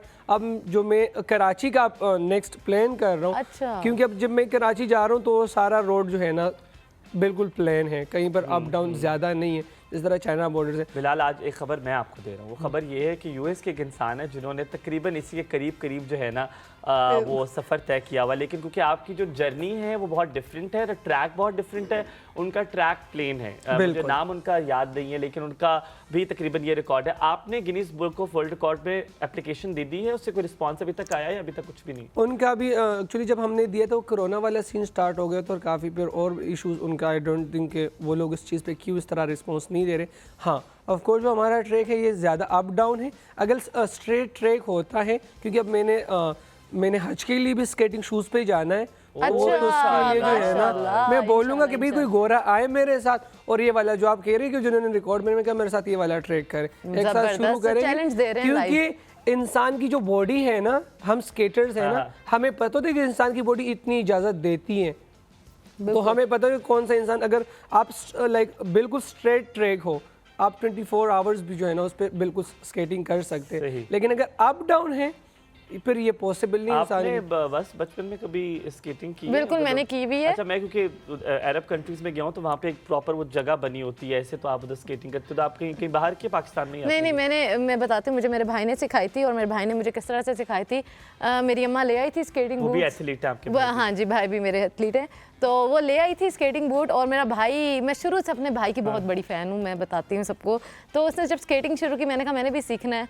तो फिर फाइनली, हालांकि उसका पैर भी बड़ा था, उसने मुझे अपने स्केटिंग बूट चढ़ा दिए। और मेरा भाई इस तरह का है कि वो जिस तरह से आप बता रहे हैं ना, रिस्क लेता है, तो मेरा भाई मेरे ऊपर रिस्क लेता है, ठीक है। उसने पता है क्या किया, उसने मुझे बिठा दिया, खड़ा कर दिया, और अब मैं भी यूं ही हो रही हूँ। उसने मुझे पकड़ा हुआ, कहते मैंने पकड़ा हुआ तुम्हें, पकड़ा हुआ तुम्हें, कहते एक सेकंड रिलैक्स हो जाओ, रिलैक्स हो जाओ। जैसे मैं रिलैक्स हुई, उसे छोड़ दिया मुझे। बस मैं गिर के सीखी हूँ। लेकिन मुझे ये है कि भाई के सिखाने का तरीका ये है कि जाओ साइकिल भी ले जाओ, 2-3 टकरे मार के आओ, गिर फिर के आओ, उसके बाद तुम ऑटोमेटिकली सीख जाओगी, गिर के सीखोगी। जैसे आपने ऑफ द रिकॉर्ड मुझे बोला कि चोटें खा खा के बंदा सीखता है, तो मैंने मेरे ख्याल में कहा आज बस ये कहती है, ये देखो मुझे चोट लगी है। मैंने कहा ये चोटें खा खा के इंसान बनता है। तो उसने वो रिस्क मेरे ऊपर ही लिया और मैंने सीख ली थी। और मुझे याद है कि अक्सर ना हम लोग जब जाते थे तो अगर वो साइकिल पर होता था तो मुझे कहता था पीछे से पकड़ लो, तो मैं वो स्केट करते हुए अक्सर पीछे से आती थी, उसके साथ पकड़ा होता था, बड़ा आसान हो जाता था। ये भी होता था। एक्चुअली ये है कि जब आप प्रॉपर एक लेकिन बहुत मुश्किल चीज़ है, इतनी आसानी मुझे लगता है अब मैं करूँगी तो मुझे याद नहीं है। बचपन में आपको ऑफ कोर्स याद होगा, अगर आपने एक दफा किया, आपने कोई भी इंसान कोई काम सीखते लेकिन मुझे लगता है थोड़ा सा प्रैक्टिस आपको जो है ना गाइडेंस की जरूरत पड़ेगी। उसके बाद हमारे पास 73 इयर्स के जो है ना मिस्टर पाकिस्तान रहे, 73 साल के हैं वो, 73 साल की उम्र में। 73 और पाकिस्तान में हमारे पास ऐसे 2 स्टूडेंट्स थे जो इस एज में स्केटिंग, एक जो है ना कोरोना में उनकी डेथ हो गई थी। मैं चाहता हूं आप उनका नाम ले ताकि हम उन्हें। मिस्टर पाकिस्तान साकिब लोन साहब हमारे जो है ना स्टूडेंट्स हैं और वो स्केटिंग करते हैं, माशाल्लाह साइकिलिस्ट भी हैं वो, बहुत अच्छे। और 1988 में वो मिस्टर पाकिस्तान बॉडी बिल्डिंग में रह चुके। उसने बचपन में की थी, तो कहते एक दिन कि बिलाल आपने मुझे सिखानी। मैंने कहा मोस्ट वेलकम, आ जाए। स्केटिंग शूज़ उनके लिए मैं, क्योंकि जब आप किसी को सिखाते तो आपको जो है ना प्रॉपर कौन से किस किस्म के शूज़ किन को देने हैं, बॉडी वेट के हिसाब से स्केटिंग शूज़ होते हैं। हम चाइना की चीज़ें नहीं देते। आई थिंक कि आपने जो स्केट ट्राई किए वो चाइना के होंगे, जो साइडों पे स्केटिंग भी देते, स्केटिंग बोर्ड्स भी देते हैं और shoes skates, safety gears, everything पूरे पाकिस्तान में हम ये लोगों को प्रोवाइड करते हैं। मदारिस के बच्चों को फ्री ऑफ कॉस्ट स्केट्स देते हैं, ट्रेनिंग देते हैं। और हम चाहते हैं कि इस स्केल से नौजवान नस्ल गैर गर्मियों से दूर होकर एक सेहतमंद खेल की तरफ मुतवज्जह होती है। पाकिस्तान में टैलेंट की कमी नहीं, लेकिन यहाँ पर लोगों के पास प्लेटफॉर्म नहीं है, अपॉर्चुनिटीज। अब ये देख लेना, अभी ये माशाल्लाह लाइक वर्ल्ड रिकॉर्ड इन्होंने बनाया है और इसके बारे में इतनी इन्फॉर्मेशन ही नहीं है। इसके बजाय अगर क्रिकेट का एक भी मैच होगा तो पूरी दुनिया में सबको पता होगा। तो हमें चाहिए कि जो दूसरे खेल हैं उनको भी हम लोग उतनी ही वैल्यू दें जिस तरह से हम एक आध क्रिकेट को ही मेरे ख्याल में देते हैं और किसी को नहीं देते। तकरीबन हो गए हैं इनको 20 साल ये स्केटिंग करते हुए। मुझे मैंने आपसे पूछनी है आपकी उम्र कितनी है कि आप 20 साल से कर रहे हैं? 25 इयर्स। तो आप 5 साल के थे तो आपने स्केटिंग शुरू कर दी? हाँ, 5 साल से भी कम, 4 साल। अच्छा बिलाल, हाँ ये मेरा भी यही क्वेश्चन था, मेरा एग्जैक्टली यही क्वेश्चन था। कराची से मुझे पड़ा था जब हम कहीं गए हुए थे क्लिफ्टन घूमने के लिए, तो एक बंदा था, अब मुझे उसका नाम नहीं पता। आई थिंक वो अब उस टाइम मेरी एज का था और मेरे सामने से शू करके गुजरे। जैसे आजकल हम लोग के सामने से गुजर जाते हैं, पता ही नहीं, एक अमीर गाड़ी आती है और आपके आगे से शू करके गुजर जाती है। हाँ, वो वीगो वाला। अच्छा, ये एक अपना फ्लेक्स भी होता है, ठीक है, आप स्केट्स पे जा रहे हैं। हाँ, वो मैंने देखा, मैं क्या चीज़ थी, मुझे समझ ही नहीं कि वो बंदा था क्या, उसने क्या पहना हुआ था। तो फिर मुझे एक स्केटिंग शूज़ जस्ट 1 पेयर 1 पाँव का मुझे मिला, तो वो मैंने वहाँ पर उसको पहन के यूं पाँव के साथ धक्के मार के, आजकल जो मैं गली मोहल्लों में किसी बच्चे को देखता हूँ गंदे से एक जूता पहने होते यूं चल रहा होते हैं, तो अक्सर अगर मेरे पास पड़े होते तो मैं उनको फ्री दे देता। मैं ये लो, आप जो है ना अपना शौक पूरा करो। ज़बरदस्त। तो मुझे एक स्केटिंग शूज़ मिला, वो मैं चिल्लाते चलो। किसी ने कहा कि यार ये तो फलां वाली जगह पर जो है ना मिलते हैं, आप ज़रा चेक करो। तो जब मैं गया तो 100 रुपीज़ की मुझे जो है ना उन्होंने कहा कि ये 100 के आपको मिलेंगे। आज से 20 साल पहले की बात है। हाँ, 20 साल पहले कि आप 100 रुपये की मिलेंगे। और वो एक जो स्केट था वो एक ब्रांड का था, दूसरा स्केट दूसरा ब्रांड का था ना। अच्छा, लेकिन शॉप की कोई कीमत नहीं होती उस टाइम। मेरी जो हमारे स्कूल के लिए आता ने लेके जाते थे 50 पैसा जब हम स्कूल जाते थे, तो मैंने वो पैसे जमा करना शुरू किया रहा अम्मी से, कभी इधर से कभी उधर से पैसे ले लेके जमा कर मैंने 100। अच्छा मैंने 100 रुपये जमा किया, उस रात मुझे नींद ही नहीं, मैंने कहा सुबह जाने यार जूते लेने दोनों लेके आने। अब जब गया हूँ वहाँ पर बिक गए? हाँ बिक गए थे? नहीं, मैं जब गया हूँ तो मैंने कोई और ब्रांड के, मतलब वहाँ बहुत सारा ढेर लगा हुआ था। अच्छा। वो एक टाइप का एक्सपोर्ट लेफ्ट होते लंडा बाजार टाइप स्पोर्ट लेफ्ट ओवर। तो वो मैंने उठा के जब घर लाए, अब बाबा माँ ने देखा कहते ये क्या है, मैंने कहा ओ पाँव टूट जाएगा, ये हो जाएगा। हाँ, उठा के ये सब फेंक कुछ होता दिए है। कि भाई ये नहीं करोगे आप। फेंक ही दिया आपने? फेंक दिए वो कचरे के डब्बे में। वो मतलब आपको वापस भी नहीं कभी मिले? नो कचरे के डब्बे पूरी रात में। बेचारे फिर बाद में सोए नहीं मैंने इस वहां खुशी से में। उठाए दोस्त के घर रख दिए। अच्छा, मैंने शुक्र कहा है, यार, मतलब हाँ, बच मैंने गए। कहा यार ये रख दो, मैंने सीखने में फिर बाद में जो है ना फिर शौक वहाँ से पड़ा आराम से। उस टाइम मेरे पास कोई वो ना गाइड करने वाला था। हाँ तो मैंने फिर वो सेफ्टी गियर नहीं थे मेरे, यहाँ पर मुझे चोट्स लगी। वो उस टाइम की चोट अभी भी मेरी बॉडीज़ पे डिफरेंट पार्ट जगह पर है, यहाँ पर नीज पे एल्बो जगह जगह पर हैं। सो मैंने बड़ी मुश्किल से सीखा। अगर आज मैं इस लेवल पर हूँ, लोग मुझे कहते हैं बिलाल आपकी जैसी लाइफ होनी चाहिए। मैं कहता हूँ अब फिर मैं सोचता हूँ कि यार तो बिलाल यहाँ पर मैं थोड़ी सी अपॉर्चुनिटी लूँगा कि जहाँ पर बिलाल ने अपनी स्टोरी सुनी, हम अक्सर कामयाबियाँ देखते हैं, जब इंसान पहुँच जाते हैं हम कहते हैं यार कितना खुशकिस्मत है कि अल्लाह ताला ने इसको बस ये मुकाम दिया है। हम ये नहीं देखते कि इसके पीछे जर्नी कितनी बड़ी है, कितने सेटबैक्स है, चैलेंजेस है और कितनी मुश्किलों से वो यहाँ तक पहुँचे हैं। बहुत बड़ी बात होती है। हम लोग हमेशा एक देख रहे होते हैं कि कहाँ पर पहुँचा हुआ है और कितने उसके पार्क्स एंड फैसिलिटीज़ हैं, लेकिन उसके पीछे जितनी उसने मेहनत की होती है। तो हम ब्रेक के बाद जब वापस आएंगे वो पूरी मेहनत का राज और जर्नी उनसे पूरी पूछेंगे इंशाल्लाह। तो आप लोगों ने कहीं जाना नहीं है, ठीक है, यहीं रहना है और ब्रेक के बाद आके बिलाल से दोबारा से सारे सवालात पूछेंगे। तो छोटा सा ब्रेक लेते हैं, तो वापस मिलते हैं।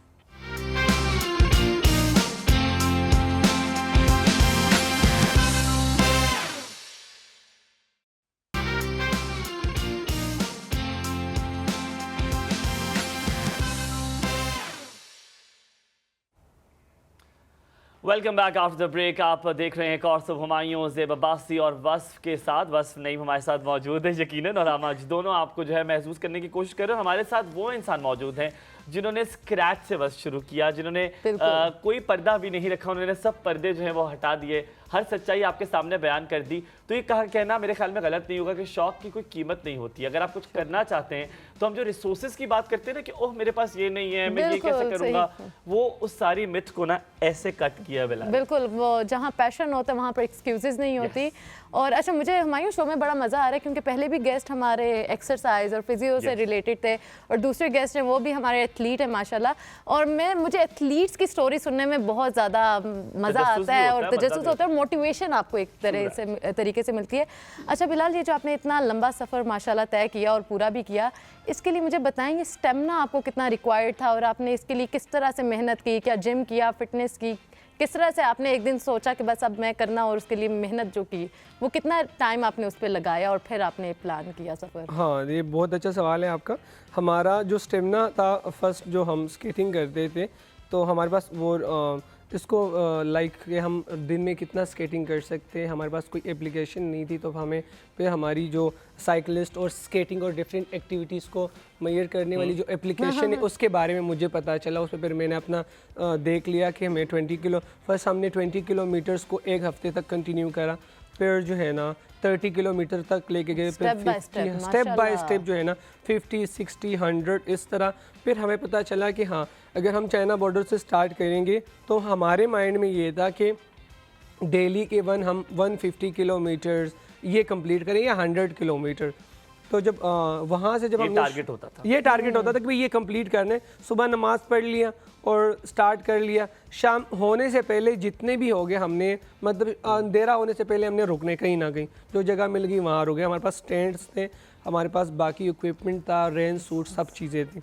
तो जब हमारी रात होती थी हम वहाँ पर टेंट शेंट बिछा के उसी के अंदर जो है ना लेट जाते थे। ज़बरदस्त, फुल ऑन एडवेंचर वाला। हाँ, हमारे पास मेरे दोस्त थे मेहताब अली शाह तैमूर, मेरे ये बचपन के दोस्त थे। तो मैंने उनको कॉल की, मैंने कहा चाइना बॉर्डर का ट्रिप करने। कहते यार मेरे पास तो पैसे नहीं है। मैंने उनको पैसे भेजे, मैंने कहा ये लो पैसे, तुम लोग आओ। मैंने उनका पूरा ट्रिप और लाइक अपनी मैंने स्पॉन्सर किया उनकी खाने पीने का इस ट्रिप पे मेरे तकरीबन 3 लाख रुपए का खर्चा है। दोस्ती करते हो लोग तो काफ़ी चाहते कि मेरे साथ काम टाइम अब नहीं मिलता, अब वही मेरे बचपन के दोस्त है लेकिन टाइम नहीं मिलता, उतनी हेलो हाई होती नहीं। कभी कभी अगर व्हाट्सएप पे कॉल आ जाए तो वीडियो कॉल पे बात हो जाती। बाकी अब देख ली मैं रात को 2 बजे सोता हूँ। आइडिया आपको क्या लगा कि मैं 2 बजे तक क्या कर रहा हूँ? हमें भी 2 बजे आप फिर इन्फॉर्म करते हैं क्या कर हाँ, तो देखिए आपको मुझे याद ही नहीं कि आप लोग का इंटरव्यू था। मैंने लाइक रेंडमली उनको वॉइस कर दी, मैंने कहा गाड़ी मेरी अवेलेबल नहीं है। आपने पता है क्या करना है? आपने साथ साथ अपने एक्सरसाइज के साथ आपने बादाम भी खाने ताकि आपकी याददाश्त नहीं, वो टक्कर खाने से आती है। अच्छा फिलहाल आपने बात की दोस्तों की, बड़ी इंपॉर्टेंट बात थी ये मेरा अगला सवाल इसलिए ताकि लोग ये जान सके कि अकेले कुछ नहीं होता, कि हमेशा टीम वर्क होता है, कोई ना कोई सपोर्ट सिस्टम होना ज़रूरी होता है। कभी कभी वो आपके वालिदैन भी होते हैं, लेकिन वालिदैन क्योंकि बड़ा डरते हैं और हमारे वालिदैन रिस्क टेकिंग अपने लिए होते हैं लेकिन बच्चों के लिए बिल्कुल नहीं होते हैं। पर बिलाल की ज़िंदगी में वो सपोर्ट सिस्टम कौन थे? वो कोई दोस्त थे, कोई मेंटोर था जिसने कहा नहीं बिलाल तुम कर सकते हो? ये बिलाल खुद ही अपने लिए बहुत काफ़ी था कि अंदर इतनी ज़्यादा मोटिवेशन थी? हाँ, ये बहुत अच्छी सवाल है और आजकल के नौजवान नस्ल इसी वजह से जो है ना पीछे रह जाते हैं।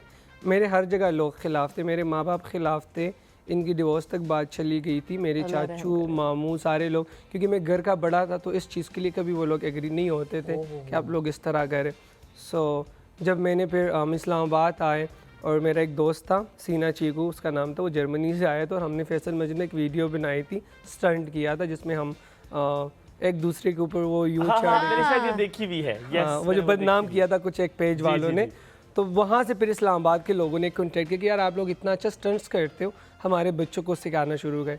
फिर हमारी F9 पार्क में हमने अपना क्लब का आगाज़ कर दिया और मेरी जो सबसे फर्स्ट सैलरी थी वो 40,000 रुपए थे।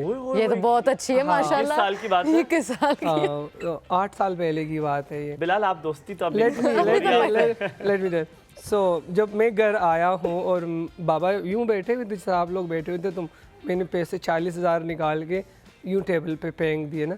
मेरी माँ बाप मुझे देख रहे कहते हाँ मैं कहते नहीं, मैंने उनको कहा था मैं काफ़ी, उन्होंने कहा कि हाँ भाई आपकी तालीम कंप्लीट होगी, अब आप क्या करोगे? क्योंकि वो चाहते हैं बच्चे कोई एक करियर ढूंढ ले जहाँ पर वो कुछ कमा सके। वो हमारे ब्राउन पेरेंट्स का यही होता है ना, डॉक्टर बन जाओ, इंजीनियर बन जाओ, क्या कहीं हाँ बाप क्या कार्य नुमाया कर गए, BA किया, नौकर हुए, पेंशन मिली और मर गए। आई डोंट वांट टू कि मैं ऐसी लाइफ गुजारूं। हाँ, मैंने हमेशा अपनी पेरेंट्स से बगावत की, मैंने कहा मुझे अपनी लाइफ जीने दे और मेरा एक सोच है, मैं जो उस चीज़ पे काम कर रहे थे। पेरेंट्स नहीं माने, कहते टैरो वाले जूते किसको सिखाओगे, कौन तुम्हें पैसे देगा?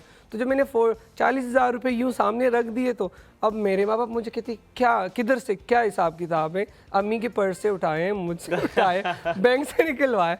मैंने कहा मेरी कमाई। फिर मैंने एक्सप्लेन किया कि इतने स्टूडेंट्स आए, मेरे इतनी पेमेंट बनती थी और मैंने उन चीज़ों के इतने पैसे लिए और ये आप लोग के सामने। मैं चाहता हूँ आप एक लफ्ज़ को दुरुस्त करें। आपने कहा कि मैं बागी हो गया था, मुझे नहीं लगता ये बागीपन है, आपने तो अपने माँ बाप को कन्विंस किया है बिलाल, तो बड़ी अच्छी बात है। लेकिन देखिए हमारे मुल्क में पेरेंट्स हमारी उनका एक ही मेंटेलिटी है, बस आप पढ़ोगे लिखोगे बनोगे नवाब।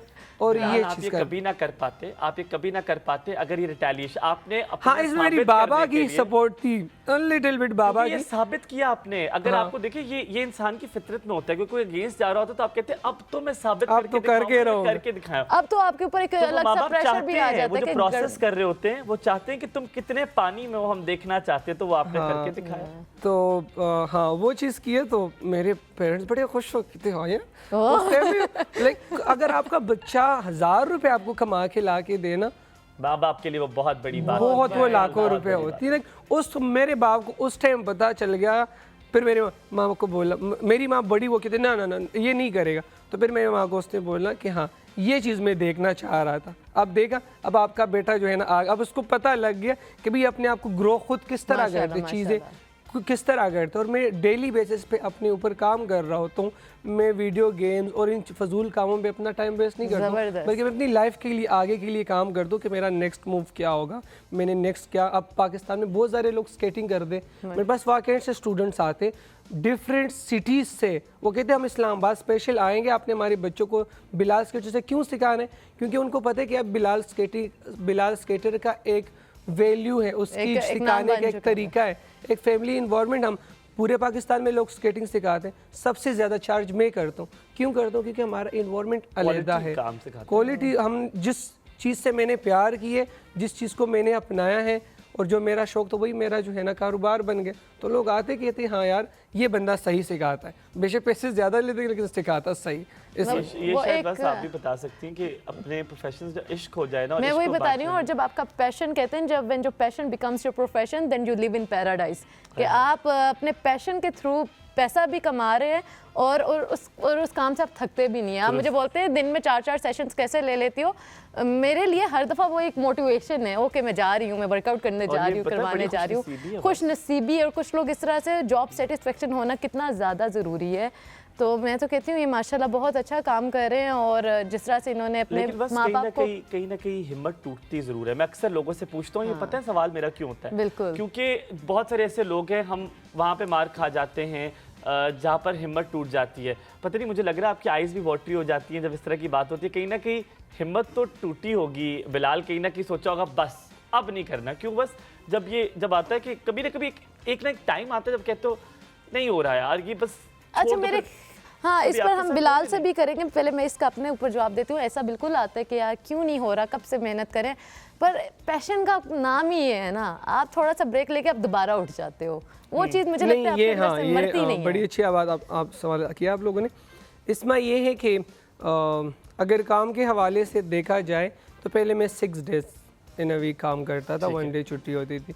फिर मैंने अपने काम को वो किया, थोड़ा सा चेंज किया। मैंने 3 डेज़ में कर दिए। जो मेरी वीक डेज़ में पर्सनल क्लासेस होती है उनको भी मैंने वीकेंड पे कर दिया, फ्राइडे, सैटरडे एंड संडे। ठीक है, पर्सनल क्लासेस वहाँ होगी मेरी, 4 डेज़ मुझे मिल गए।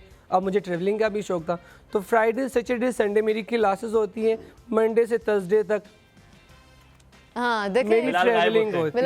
बिलाल गायब अनअवेलेबल।